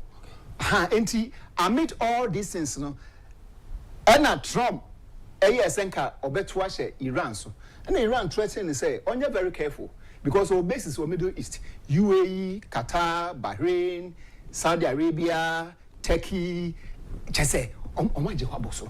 Enti unim now ye for no Iran for no trash and Iran for no more capabilities. Okay. It's only Israel and US in the bit me atemu capabilities or money yes more. It will show Tama Omukokun Israel for kun a friend say Haniye. Okay. Haniye ni Gaza for Gaza for police car head and Sana Omsan kun Hassan Nasara or near Hezbollah for in Emma for Iran for and I think they fired about 280 missile projectiles, the man can projectiles. Not just missiles, and sana drones and see they come. Neza for bufuye. Enti Satana Biden also. No person bombo nuclear infrastructure by this no. Enti Isfahan, one of the top nuclear sites. Enti Omo air defense system. Enti Oman tackle so they went and trashed the air defenses. Isfahan anomo. Omo wakrampo no. Because Israel almost stealth jet fighters, fighter jets. I ain't no eba wa iredru. I ain't eba na be did because mama for US for ton friend saying F-35 that's a fighter jet. And Israel for no dismantle a friend is saying coding system no because US no to and they have remote control that's a tracker be Israel for no boost idea no ano ma recalibrating no US for mama and one more the stealth I read ro any prayer I read ro na be di juma na be di someone neko enti e course sana ana Trump has okay member bio name me ma 2 months and day 12 June 2025 na say April 12 ena Trump ma sa into all my your friends negotiation international diplomacy to my first one, second one, third one, fourth one, fifth one no ena assembly by into you Israel was very smart into 12 na so you know 13th into fa Iran for no mu e for no mu into 12 na so you know say we dey o ma dwen ni honum 13th they bombed us because all the videos in the whole country blasted the whole country. Now Iran for no omo ballistic missiles, omo cruise missiles, omo ballistic missiles, omo supersonic missiles, omo hypersonic missiles, omo internally made. They have money, the oil money. They have people to train. They can train them in China and elsewhere. So the competencies are there. Into omo in a bar, into Israel. Now they have bombed several central affairs in Tel Aviv. And Netanyahu told them, say, we are going to pay price. In the price, they say, we say in the Israel there, but our objective is going to be what? Achieved. In Joshua Haifa, a honor or oil refinery now. So much Israel has shut it down because Iran for 2 years, it affected it. And the only thing is more strong air defense system. And for instance, shrapnel. Unsa then more air defenses ne gia. Home na and no one who creates me kum. We are kwada be kum. It's that's the only thing because they had the Iron Dome, Iron Beam, Davis Sling, or more even laser. Anyone wants some release laser no for now. It's also air defense system. Dangerous one. I am telling you. Inti a calculated effort on the part of Israel say on the 8th Netanyahu can say after the war the Middle East will become peaceful and it will change. So this is the preliminaries for the international Iran Israel war we see. We are near both the economic issues, the diplomatic issues and the business issues. Okay. Member so ma me call for you na wono so mi ani kakra emfa na fe bia na aba business diplomatic said the word kakra na maybe because o ma shout down wo mo oil fan cancer na say wo mo site wo mo etu fan wo fi wo no no eno kan ho bie na men na crude oil na start page no na say e de na si e be do for you. Okay, Sembera senior me do say no pay manopai said I'm ready to know the Chiabeko ama Miankasa Nana Ponsatin Kakabo. The second, Niachia Atewu, mine, Doctor or Himponsiama. Oh, okay. Your child want to pay your chair business for Ken for Atewu Mountain before you know pay a chamu. Your chair a tea for near her former head 2 and 80 or man and a pay. Your child Bibia. The best of us happening was now. Ya wish you and Kasa Papa honorable Agyapong. Happy belated birthday. Aye. And no catch him say cake no. Or the media fridge. Yeah. And then I'm work with the media. We hear a dance in 7 nipa canine and Nina change na di papa or day. Oh yes. Why you mostly not a dance in name of Cosinia and a doy and the papa and in a year woman nipa. And regardless of whatever people are saying, no. There is a true identity of a person. Yes. Which nobody can overwrite it. Yes. Into nebesere kwatintin ya hoden. Zabio ye wo ye papa no mo a omuhu akire ehun de besi china. Ebo aka kire se ye mompae e ma no be Agyapong. Se ade ohia owi asese e ya hoden eri ni nche. Na sabio Ghana kunya ne de ayete se ye se wo so na onwene kese ye ho. Eden a by the 9th of December 2028, he will be declared the president of the Republic of Ghana. They didn't idea cause of party muninano. The best reckon a cheetah for Nina say, you need be able to see that Obosunim, the heat is coming. A man for see a dear 10 months for easy, but of course social media is here. they are telling them it is coming from one camp because they are feeling the heat. And the Honorable Jojo Rocks in a year. People are feeling the heat over the past 2-3 weeks. Within 1 month, Honorable Brian a champion, Eddie Club personal stance, a Duchumo, Eddie Club. All these people were from a certain camp, so they are feeling the heat. And so what kind, Prophet Bernard, the prophecy about Honorable Agyapong, it is emphatically stated in it, say, by the end of June, there will be clear evidence of mighty people in the MPP, either joining forces with Agyapong or going independent on their own, or some of them might come public to declare it. Yesterday we saw it, and people are privately seeing him to meet up with him. And in some Yabubo so far, Honorable Ken, so be president of Ghana, no, and the things are happening. People know about it. In the best, Honorable Kencity for Nano Pay say, but Yamubiano, Mostakuma, and Tumuyum, stay calm. Sebi US will be preprija or the buy be preno, but one farmers are muni kind and to cherry canning. People are doing it, they know the heat or money the above also, and they cannot survive the situation. And I think Senec has a meeting today.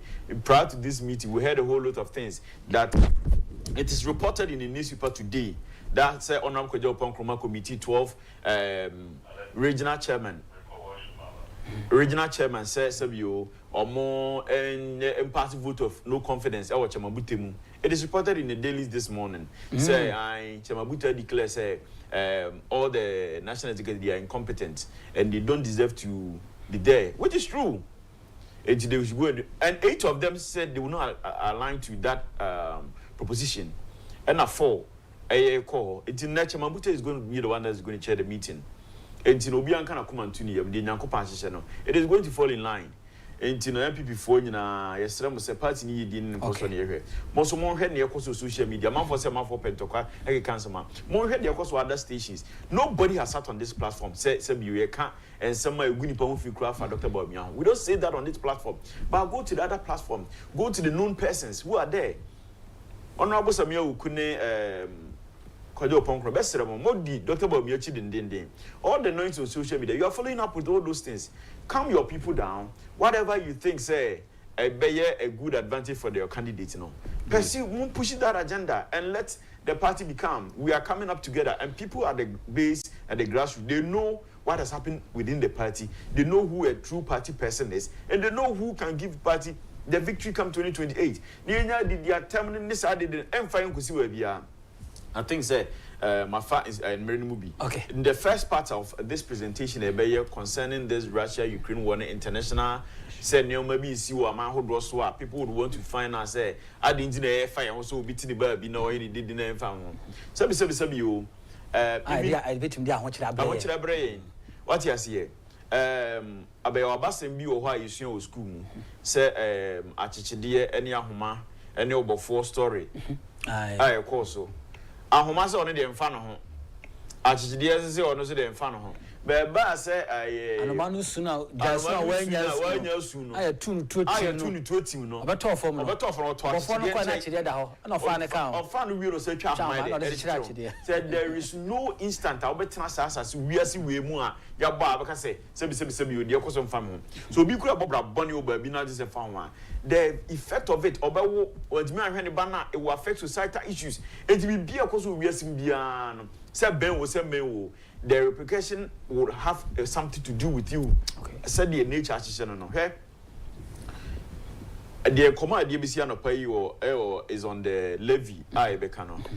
Me on the second part. I also go into the war proper. Okay. But you say this levy now they bar in place. What are the shortfalls? I think say the shortfalls of this levy and a man they implement levy I to say what to when akosro. If you always predict say you're always going to have a one-sider, which is never so. Into what to when kosra, as always say either the head or the tail will fall. Into the president and the cabinet and all those people that sat to propose the bill, the only thing they were looking for is say fuel price buffer. We have been able to stabilize the city, which is good. No matter whatever, and she said, see did not drop it to that level. You may find say you good. But when you look at that side, don't be someone say, oh, mine now, what this side live in the air, but other 2 man force. What who are you full production where they say? Do you have price control over fuel production? Which no. Until I say, why would an indiform penny for a demand reaction? Most sham radio mamma for some month for and family in Juma. I had the car. Why did you guys not go into some of these things? Say, what if say you prices no cost? Forgetting say at the time I near day on my way show on the 7th of January 2025, we know now a barrel of crude oil was selling for $77.84. Next a bedrew your friend is saying 60-something dollars. Why would you not go into thinking, say, it is so possible, say, these prices can escalate at any time? When we have seen from 2008, say, crude oil could do 47, yes. 2008, those that was when the economic crunch and those issues happened. When we came back, a could do 127. So we have so much history and trends. We have very good learned economic people in this government, say, do we have any caveat? Say, Sabio, say, crude oil extra 60, 70, 80.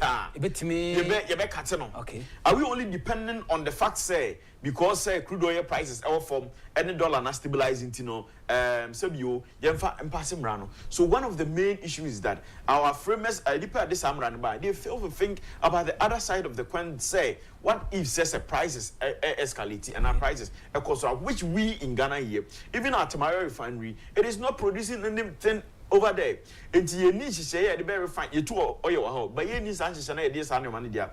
Then we should be thinking, say, or more a full price change and one more, we should consider the activities which Emrani Sembra we know. Nasa to call home pompon so security experts or what ban women. What advice did they give to the president on these issues when the Russian Ukraine is still even going on? It is a ban quite consultation said the e-levy banner consultations cost now can be taken by a month, which anchor consultation can be this issue happen. That is one of the biggest shortfall of the bill to that the government failed to consult the stakeholders and the appropriate people to find out, say, Emraya Medibai, Mumma want to say, the security expert, the OPEC, all those distributors and consumers, transport operators. There was nothing like that. That was where you saw, say, after the bill was passed, that was when you from GPR to for a demonstration. Yes. Almost also they always be on a GPR to Ghana. About 90% will be going to talk harder. On an answer to stage, you'll do kind of 5%, 10% amount of their pom fee. It is you, and your from share economy no motor pay, the Biano Majetum. But yes, and then later they came back. I think last week Thursday, so they came back to say, oh, before see Abraham, they came back to say, he said, they agree with the government because no money here. How much station money you may be a deal? Some you or more say, Marana by and they are fossil. And one of the things, and they said, the shortfall of that bill nearby, and they said, the bill itself was just meant to increase the financial burden on the people, especially the vulnerable and the low-income household people. Because bill went to say e-levy, like I say, a sesikani transactions. Obey to your more. The e-levy, even up to 100 Ghana cedis. You don't pay anything. You may say I want to say minimum wages in Ghana, and it's a low-income earners. They could go through a whole 1 year without even paying the e-levy based on how much they are making. How many or some you obi ofie and obi wajumo just 700 cedis are. At what point obi me send even more than 100 cedis at a time? And the e-levy make sure say a year here for more for free bill no mu. Okay. Na sika for by no. That is but bill we no affect a regressive. Yes. Say regressive taxation. Yeah. Okay. See I say nipa we be faka okrum ha nipa do say na o car. Nipa we be na fa passenger cars. Passenger car ni no obeto more fuel in a week than Range Rover. Yes. Obeto more fuel in a week than Lexus. When say on sikani no we pay less of this. It's a regressive. Yes, it's a regressive. Say. Yeah, it's a regressive levy. I say the brain pankasa say what you say. So it was meant to increase the financial burden. It's bill we be try catch say even a ponchiko Ghana had a possible we be can. Yes. Free Ghana, free Medina, and na ko kaswa. A ponchibe to us abi unu bi. Yes. The levy wasn't like that. One of the major issues too with the bill was that the bill no na a lucky sunset clause. You can't a sunset clause of a bill and then say sunset a real pay na kokoto. In the old sister what the bill levy be about be say may they be way implementing and no. That ban a bill no be ending. Something like the special import levy, which was supposed to end last year. So it had a sunset clause. The bill said, "Yeah, Jessica, we are deporting way. The my home fear and swan." Bill no, levies are time bound. They are time bound. What you say? Your growth and sustainability levy on the mining sector, and now more than 1%. And this year campaign say on year program. Now, 3%. It was supposed to end in this 2025. Almost at the 2028. But this bill doesn't have that quality. Say our sunset clause say, yeah, the bill way back. What the bar say bill we don't. Yeah, the for. Energy sector levy, but even let us come and so it lacked the accountability and the friend is saying of the bill that even the real purpose of say GGC as of today, people are divided over it. So it has so much of potential. Say the levies that are being collected for it will be mismanaged because you who say yeah they come out join us, they come out join us, they come out isifu because we see the kutia loans, we see the kutia. There's no clarity. There's no clarity on the bill. What you say? And see lack of engagement of the bill. Okay. That's one of the reasons why that made this bill failed. Yeah, say the prices of the crude oil from in January it was around $77.84. What you say? As at the time and now the bill we were banner, it was around 60 point something dollar per barrel. 63 per barrel. Just 10th June. Bill no you know a friend is a crude oil prices. I could do 69.77. 15th June, and there was no data for crude oil. Yeah. As at this morning, Brent has not even given out the price of crude oil. But as at 15th June, within less than 2 weeks, crude oil price are 74.23. Okay. Because of this war. And bill now passing, these are some of the shortfalls of the bills, The NBC I will say it's now my remote Yashemra, Yadimraba, Nemrana Yadibano, a man for be your money baby and fire. Can we confidently say that when we have all the evidences, say President John Mahama, proud to see about in 2024, around 2021, 2022, Russia, Ukraine war COVID. He was actually in Ghana here. State is say and fire home obi ma NDC for now man tia e den na obi kunu ntoko baby e fa Ghana ho forget it say be ahwefo na tie for say de abasam ni di kan ba na there is nothing e be so wiasim ba bia one will say the overpopulation away even Nigeria all the African continent are having effect of what is happening in Nigeria. First I'm not diverting but First part, this is a chrono bagana ha. You don't even find the foreigner. But ne, chrono si Ghana ha out of 10, we not 7 and Nigerians are part of it. On what you baby, you know, overpopulated whole. But so there's nothing, you can't say Russia and Ukraine air Kontokwa. Near BC, I will say, what are the effects of those in Tokwano away Ghana for so? So I think I will leave it for lawyer. I will pick the other section. Yes, now my the diplomatic way na fe yeti but answer no Evangelist Fadaroma mame your current president John Dramani Mahama na se bi o kan na fe minina so na me mfa nya mo lawyer na lawyer emfa education aka no emfa ento aso emfa emaye yese okoto saboa no butu nua no so aka chen saboa sorry yeso and can't change say on sorry na so sorry na so or the ebeba also enti yanko na amampanya samoka yanko TV on the list of excuses. The Russia-Ukraine conflict cannot possibly be responsible for the suffering we're going through. A few moments later, despite the work we have done in stabilizing the economy, Ghana is not immune from the shocks of global events. Recent events in the Middle East. Russia and Ukraine's war has also featured prominently on the list of excuses. The Russia-Ukraine conflict cannot possibly be responsible for the suffering we're going through. A few moments later, despite the work we have done in stabilizing the economy, Ghana is not immune from the shocks of global events. Recent events in the Middle East, which involve an exchange of missiles between Israel and Iran, have started to escalate crude oil prices dramatically. I've asked our Minister of Finance and Minister of Energy to keep a close eye on the developments and model the possible impacts on our petroleum prices and prepare measures to protect the recent.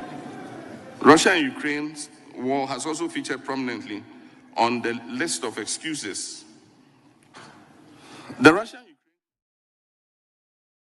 Joy ne channel 1 for us videos no one more and ho na yenya edifienti mame na one more say na o mama kwana ma yusu wo mo videos yi na yere ba be kan sem kakra kan sem mame na also quick one ngoma yedie no ene de o mampanyi in opposition ene say na oba mampanyi nsonso ye wo mo na Mr. Fojo kan say adibia ni ho a emfa obi ho no die nti uhwe oma bobra problem bi anche dan to no they are humanist. Okay, they are humanist because yesu asem na o kan say do nyoku sew, that's law of karma. Nti onya dia ebe haw. Okay, to anya dia ebe haw naturally no nya dia ebe haw. Yes, say war ya ekosu say US when US enters direct, it means say odo ho ahyem. Enti all your installations military bases no it is susceptible, they are susceptible for attacks. Enti that is the aspect may pick it free yura hono say who opposition there you talk to win power, but winning power no and saying certain things sani ekona na because he say the agree MPP force betimi aye sustain campaign. Yes, the same propaganda now. Yes, so they can be increased to about what 100% or 200 or 300 or 500%. Emma, they will just set up their communication directorate. Okay. Each district, each region, each cell, each electoral area. Say A, B, C, D. Can you create? But is it the best for Ghana? No. It's not the best for Ghana. Okay. Not all Kano. The tax that was enacted was regressive taxation. Regressive taxation means that the poor mostly what suffers, and the rich does not what suffer. Only being a bebre. Yes. Yes. Because you have 3 forms of taxation: your progressive taxation, your regressive taxation, and your proportional taxation. Okay. The progressive near the use CCA, which is kakesia, no triakesia, which is kekuma, no triakuma. And your a friend is saying regressive. Regressive means say you fixes our tax now. Or more we are poor no. Atria more and penny for no. The entire cancer and say 1 liter per way say sikani 1 cedi no.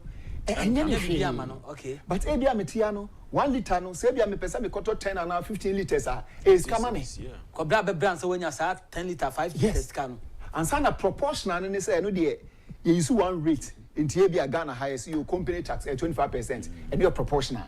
A hand here no scan swum is so a yes rate na use. Okay. A hand here some of the tax handles those one will come with percentages. Thank you. They come with percentages. And no cano the tax is regressive because the change in price no a bit effective will be yes. The government will also amass a lot of wealth, a lot of revenue at the expense.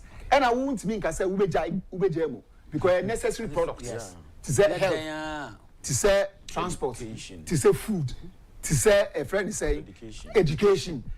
So no you won't mean team free war. Okay. So they must always be progressively verily managed. To any regressive pay because so we a friend is saying boja so we there no we kwa 1 liter. 1 to 1 liter to 2 liters.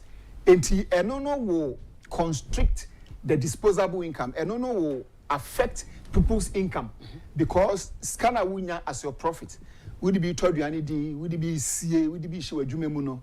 Sa quantum of amount now per 1 city no is going to affect you. And I think relatively it's good decision for the government to have held on with the decision. Oh, okay. But now linking it to what is going on, Iran contains about 18% of the world crude oil industry. Yes. Iran. Yes.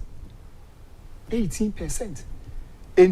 But problem is because of sanctions, how many ton one to say send Saudi Arabia to me ton, send Russia to me ton. Of course, Russia there are some sanctions. Any other countries it me ton. Enti ube who say despite say 18%, no, it will still have effect on oil prices because China buys from them. Okay. And China is the second largest consumer spending country in the world. It's 20 billions, and yet millions or 20 billions. And Tiska, China be released to Iran. Iran's be released into other areas. A big boost to world economy indirectly, you know. Says can aketeli profit a woman, aketeli investment a woman, no, abrasi.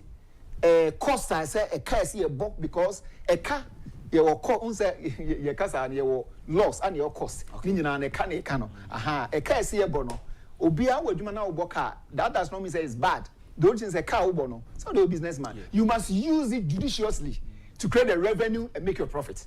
So that I stay in business. So your growth, your survival, your expansion, meeting customer demand, and all that sustenance. Okay. Any aspect. So now you see, say Saudi Arabia may not be able to supply all the this in the world. They might not, because the Siciano fossil fuel will be used. Sa crude oil be from 2030, and the UKC they will not use it again. Any other countries, but still we are using though 15% of cars in the world, no. Electric. Yes. Okay. The statistics 15% of vehicular. You say about yes, yes. And no economy maybe the next 5-10 years are a better brain as then people win themselves from that. But until now, no Africa needs our leverage, you know. Southern America needs our leverage, you know, and other poor countries in East Europe, no, needs our leverage, you know. So say or you're poor, they will go to IMF. They will go to donors, they will borrow at a higher cost. Because you need be. And as you see, I see a quarter oil at a higher price. You see, Kenya, they are shame. Sikanun Swashi, the debate, the debate education, the debate health, and the IMF. IMF are not signing the conditionalities now. As Atozu, the amount. Now a bravo bian, utria interest also, utria principal. And to say a world effect. And Sana, the Duchum Crampon say, Usha. Sa oyenia abasuya. The world economy, the world powers. Menyan in Tia Crampo say Putin wants to give a window to Khamenei. Okay. Your friend said the supreme leader in Iran. Do you know what it means? Mm-hmm. Because of free war, things will tame. Okay. Because the power he wields is not easy. Okay. Iran, their president, the administrative head. Pesheskan, administrative head. And no will have an effect on the war that is going. And a friend said Netanyahu can say the only way to end the war is to kill the man. Yeah. Yes, he said it. This will come. That is their target. That's their target. But the amount for slowly say obi amount me bon remwa untimi ne nkoko. Say two normal. And Israel so they are powerful, but the issue is say about Fordo, a friend said nuclear sites, any attacks nuclear sites. They are the campaigns. Fordo no, people just say it's only B2 Buster bomber. US for penny or it's that for talk here. Yes. And no penny let me carry about 30 pounds a year. I bet me a room. I don't know why no. It's like a laser. A room until I know. Say adibia ne be wuram na na niko ewuram na niko nti edru babia omu hia na so mo controls no Israel doesn't have that. Israel doesn't have that. Maybe they are smart, they are developing it, we don't know. Okay. And amid all these things, you know, it will have effect on the world economy. Okay. 2, tariffs nanswa Trump the buy no so no. It will have effect on that. Yeah. Because countries might not be sending their exports to the US economy. If they don't send their money to export to the economy, also total revenue from US economy no so no. Echo from no, the global projections echo from the global GDP will go down. Mm-hmm. There's likely to be what? Recession. Okay. There's likely to be what? Depression. Mm-hmm. There's likely to be downturns in terms of economic issues. Unless say countries tame the expenditures, they invest the little that they have and become austere, and they contain their cost overruns. Because the normal thing because you don't know where it is going. And Obian Sono, I was hearing a Turkey, a soldier neighbor Oyoba, war started Hamas, no sister back on Oyoba, or say, we want to go and fight. We are military people. We have to go and fight. So, President, give us the distance. So you could see, say, Obiano, I ready. President, name my signal pet, not just anyone. Yes. Sana, no, and yes, Obian one who's a moi keke. I'm going to signal. Yes, President, more that pet. What do you have to do there? Auntie, a board gamer, a CCF say, the bar, ye Ghana, Ohieni, no, and then yes, ye. Yen control prices, yen control your resources, yen share expenditures. Emra ba to send your chief kind. Emra ba, e-levy me kind. I even blamed those who proposed the e-levy and passed it, because what you could have done is say, we are politicians, and a minority no, they have power. The Omokano, Ghana 40 years. Wait. And one the Obayan say, Ubechu Mako Dubai. Udom go Dubai. Udoma Kotanasi. When a PSA. When a PSA. Aha, we are Fabra, we are Fama. See. Moba Ghana. No may you move from a co parliamentar. Yeah, be pass it. And that I want to say, you know. And then be pass it. Name you saw number. Number you saw. But the power of the people is more than the constitution. The power of the people is more than the president. The power of the people overrides everything. It's original. It's going to affect you. So the businessman, the costs are all in care. Materials are so top. ABS so to be free. Eastern what? European countries. So to be for what? Middle Eastern countries. So to be for US. Say problem about. How is he going to get his supplies? Almost air shipment. There's likelihood for what shipment cost to go up. Yes, to go up. Yeah. Because OBI apprehensive. Inti mamento swe. Minya SS mania. Media CA. Eji bayan. Neja media bob bayan. Enti adibia ni wa emfa obi ho. Okay. Revenue amenya no. Meti me cost free. Meti materials free.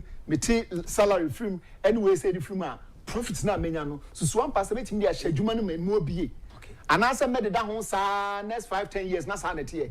Are we growing the economy? Okay. What are we doing? Okay. And to such global upheavals, a better dear by your wisdom, wiser friends and governance aspects.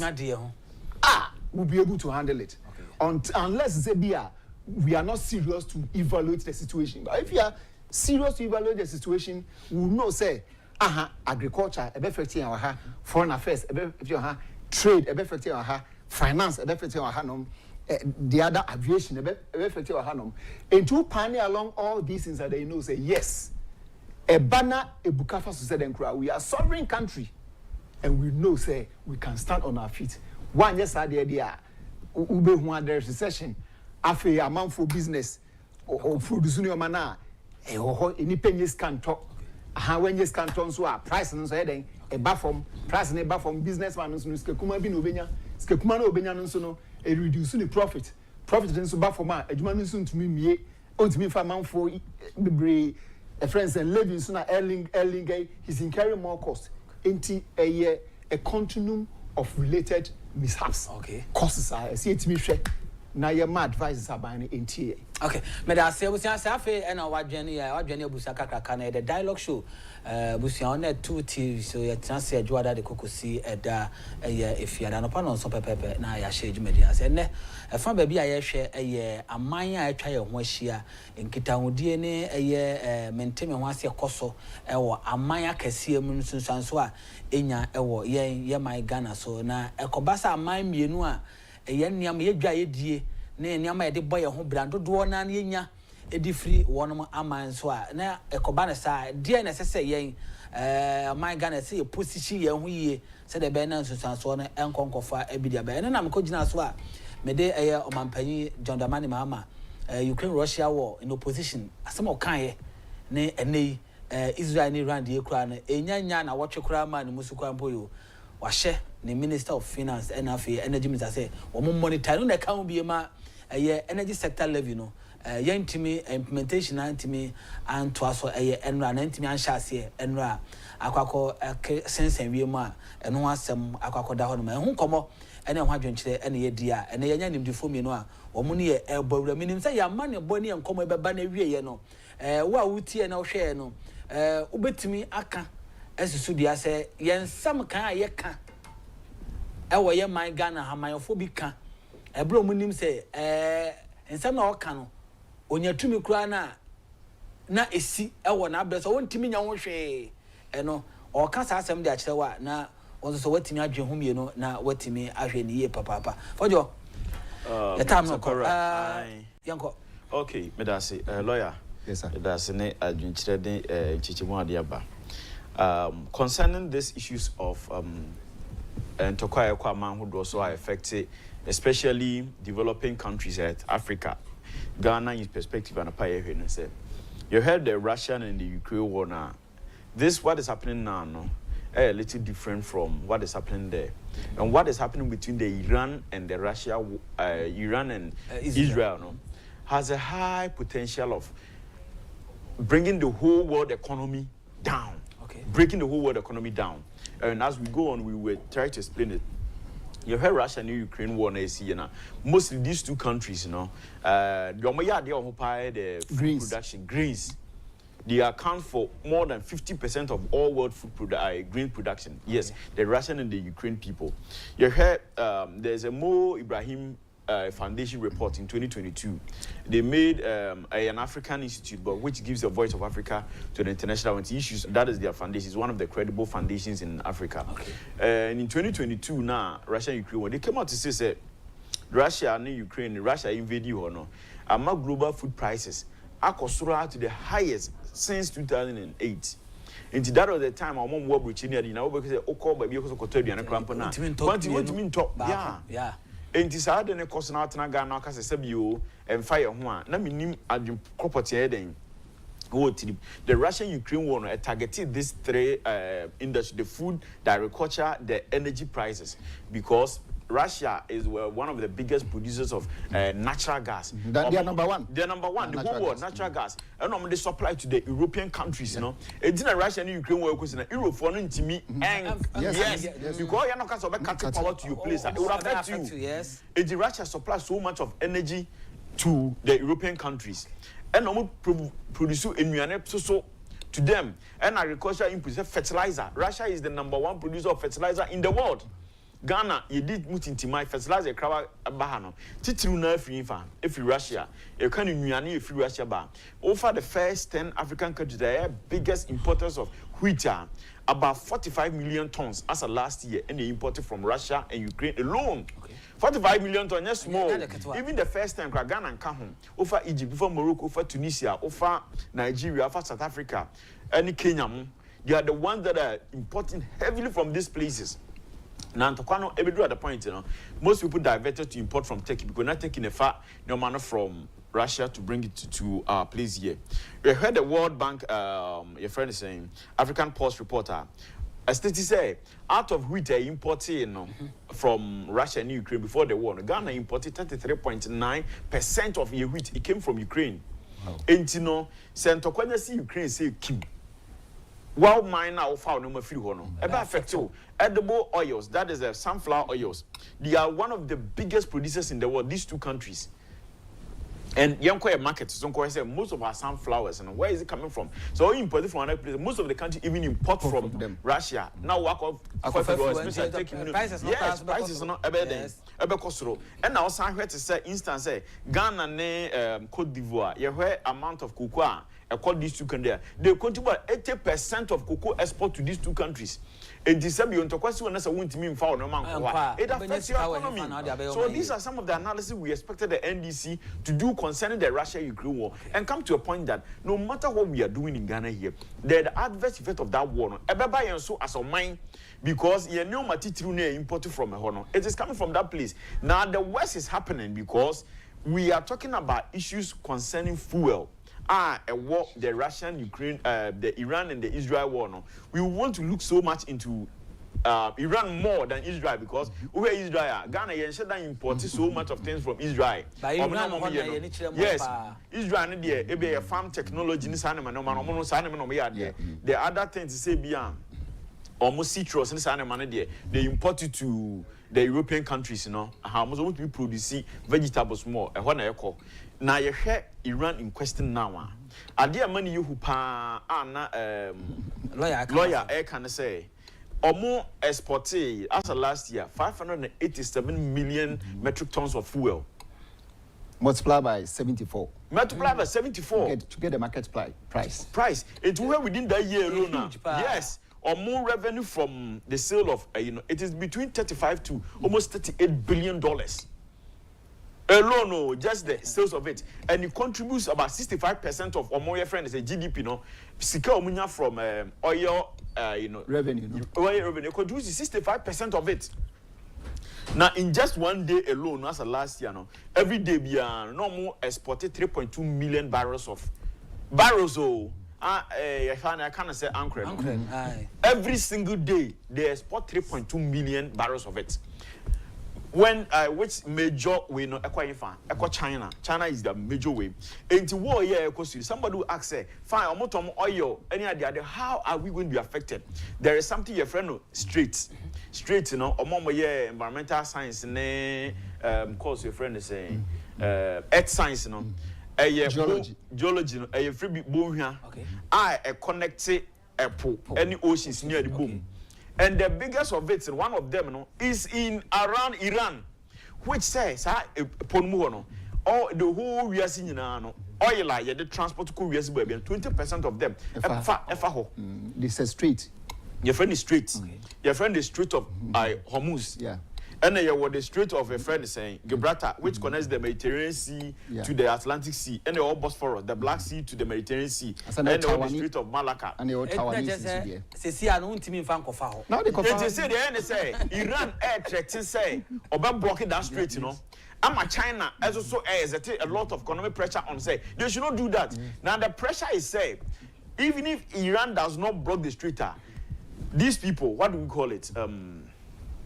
You're from saying Israel can attack the streets because on one produce food be our 65% of oil 65% of revenue and now the consequences of some of these things say United Arab Emirates, Saudi Arabia, they will be so much affected because they also do their shipment through that tunnel, and the tunnel size is around 33 kilometers, but at the new point close to up to 3 kilometers. So one, or they can block that place or cause something that if we are see trading, be suspended. And now, young fan say, we are investor, we are importer, and that's all so far or oil if you need. You'll be scared, say, what about family? So now, that is why just some to Kwanasina, the prices went up because. It's not flowing. It's not flowing. Now, as we speak, one of the Nema Air Coast say the UN Fifth Fleet, a busy Bahrain. Or my let's say, Uncle protectors are a friend say straight, said a either say Iran ain't been blocking and I say Israel ain't been blocking. And there a year who can say Endra G7 for meeting. Yeah, Canada, and Kushia. In the meeting, Donald Trump says SBO on to a meeting so and the France Macron Ekazo he think that he's going to mediate. Well, also no, it is part of it, but that is not the reason why we're free. All the G7 countries they are saying Israel has the right to be protected and all of them believe and to air cost for Middle East Iran and OS and the G7 fund is somehow giving power to Israel and Israel as a country on you dare not. The West fears them. The West fears them.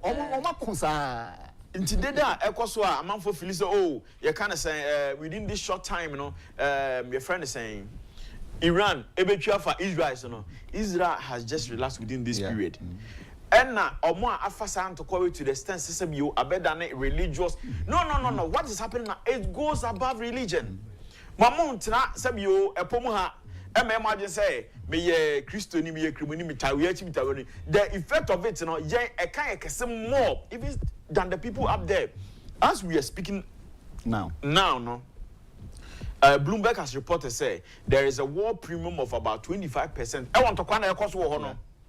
Omomo come to kono. If we are seeing the war premium at every barrel of crude oil biano, yeah, the $25 at so we can rise up to $35. It is an tokwane cost war. Ada emra and red that one say yeah decide we near them. Yeah, the charges to so some you it will increase the fuel prices around the globe. The dollar, I will say, I want to question you know. Also, dollar now as I said, no matter whatever you are doing, send to call we cost so charm. All other economies, you know, affected. People are saying why only 20% of world crude fuel on the Strait of Hormuz in the moon. The 80% in what it is in economics. Say, cutting that demand, that supply offer. When the supply is limited, the other people will raise their prices. Yes. We have something called the Pareto analysis. Yeah. 20% of your income produces 80%. 80%. It is 20%. No, technically, that's 80%. Because they have the oil. Yes. They have the competencies. They have all the capability. A whole lot of countries depend on. And I say Iran threat or the ban and say, or say the other countries, you know. Eba catch Israel so when you onyai na omumunya kwan produce or more nuclear in your mano. And now Trump can say Iran is refusing to come to agreement and say he will stop the production. Israel is to feel says someone Iran first target obey sadia no. And the threat Iran edema we see nyina say someone can't Israel so onyai na yen eni ne ma ye ya be block is away e de ahokyera betu we see nyina so. That is the threat. And Israel who say now the US is one of the biggest producers of oil. We are seeing and who is going to benefit? The US is going to benefit, and all the other countries who produce so much of oil, no, in one way or the other, they are on the side of Israel. Okay. And they say they want to they are the ones going to benefit. So you realize that in the coming days, I sat here last week Monday, and I'm going to say, by the ending of this month June, yeah, the price are going to go up. I was saying something on this platform. People were saying, say, what does forest have to do with prices of commodities? Sure. They are interconnected. Yeah. Those say, the commodity market and the forest market. Yeah. Anytime you are seeing changes on the forest market, go and look at the commodity market. Yeah. What is happening on the commodity market? And you know, all those people that are into economics, they know, say, when I'm doing trade or even on the commodity market, now say, ABI price of gold, nickel, and one thing I say, you heard Russia before. Remember, Russia is the leading producer of palladium. Palladium is used in so many industries in this world. Nickel, gold, oil, cobalt. They are all produced in Russia. Okay. And in this war, in one way or the other, Russia is also somehow benefiting in the war. And we should pray. Obia ko nkutu nyanum ayemon paye omo amode figures, some figures to say fuel prices any other politics, no. We have no control over what is happening in Iran. And the adverse effect of it, one we are because here because car price Russia, Ukraine, but this one is affecting everything. Food prices, it's affecting movement. And now you heard to say Bibi to say fuel. They have almost an inelastic demand. Yes. And in money and buy beer say or no control those prices because which I can near home some the share individuals are. What would you so who some say individuals are what now the oil who some say individuals as all manages and this is why mistake because Obia who are better one gallon when you come and say Makako drew a bullshit. Be done in Yabano. Be used to hear a danny fuse. Massa recycle. It is not like gold. Be the good I go to meet me at Kawa. So what we are saying in this instance, they say, Yenina, ye share sapo munsu den. Near Mompaye. Now politics are ye defa near my yenu control or something. We should avoid them. Okay. Stop doing those things. Near Mompaye said this thing that is happening in these areas, you know, a better form to the barest minimum because almost around 17.8 to 20 million barrels of oil, a friend is saying, of barrel. And a fat sir is will one day 17 million barrels. So you could imagine the number of ships as we are speaking now.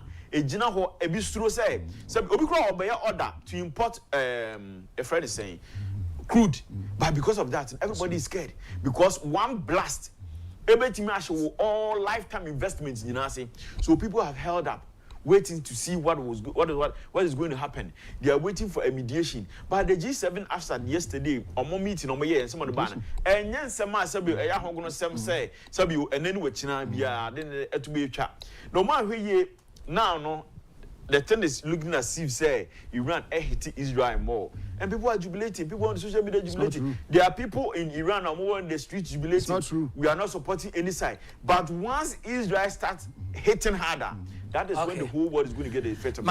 Mate, yeah, the uncommon we see na Richmond say fantastic education.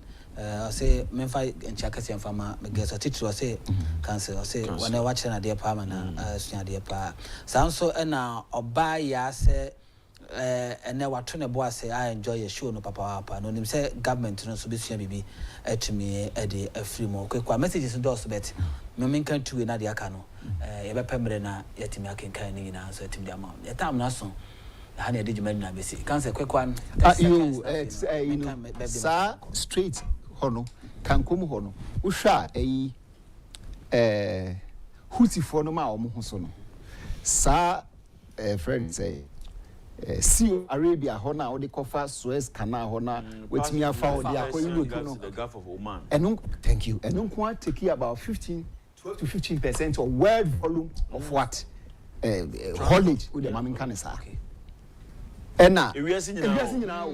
You may movie around 20% yes afa home.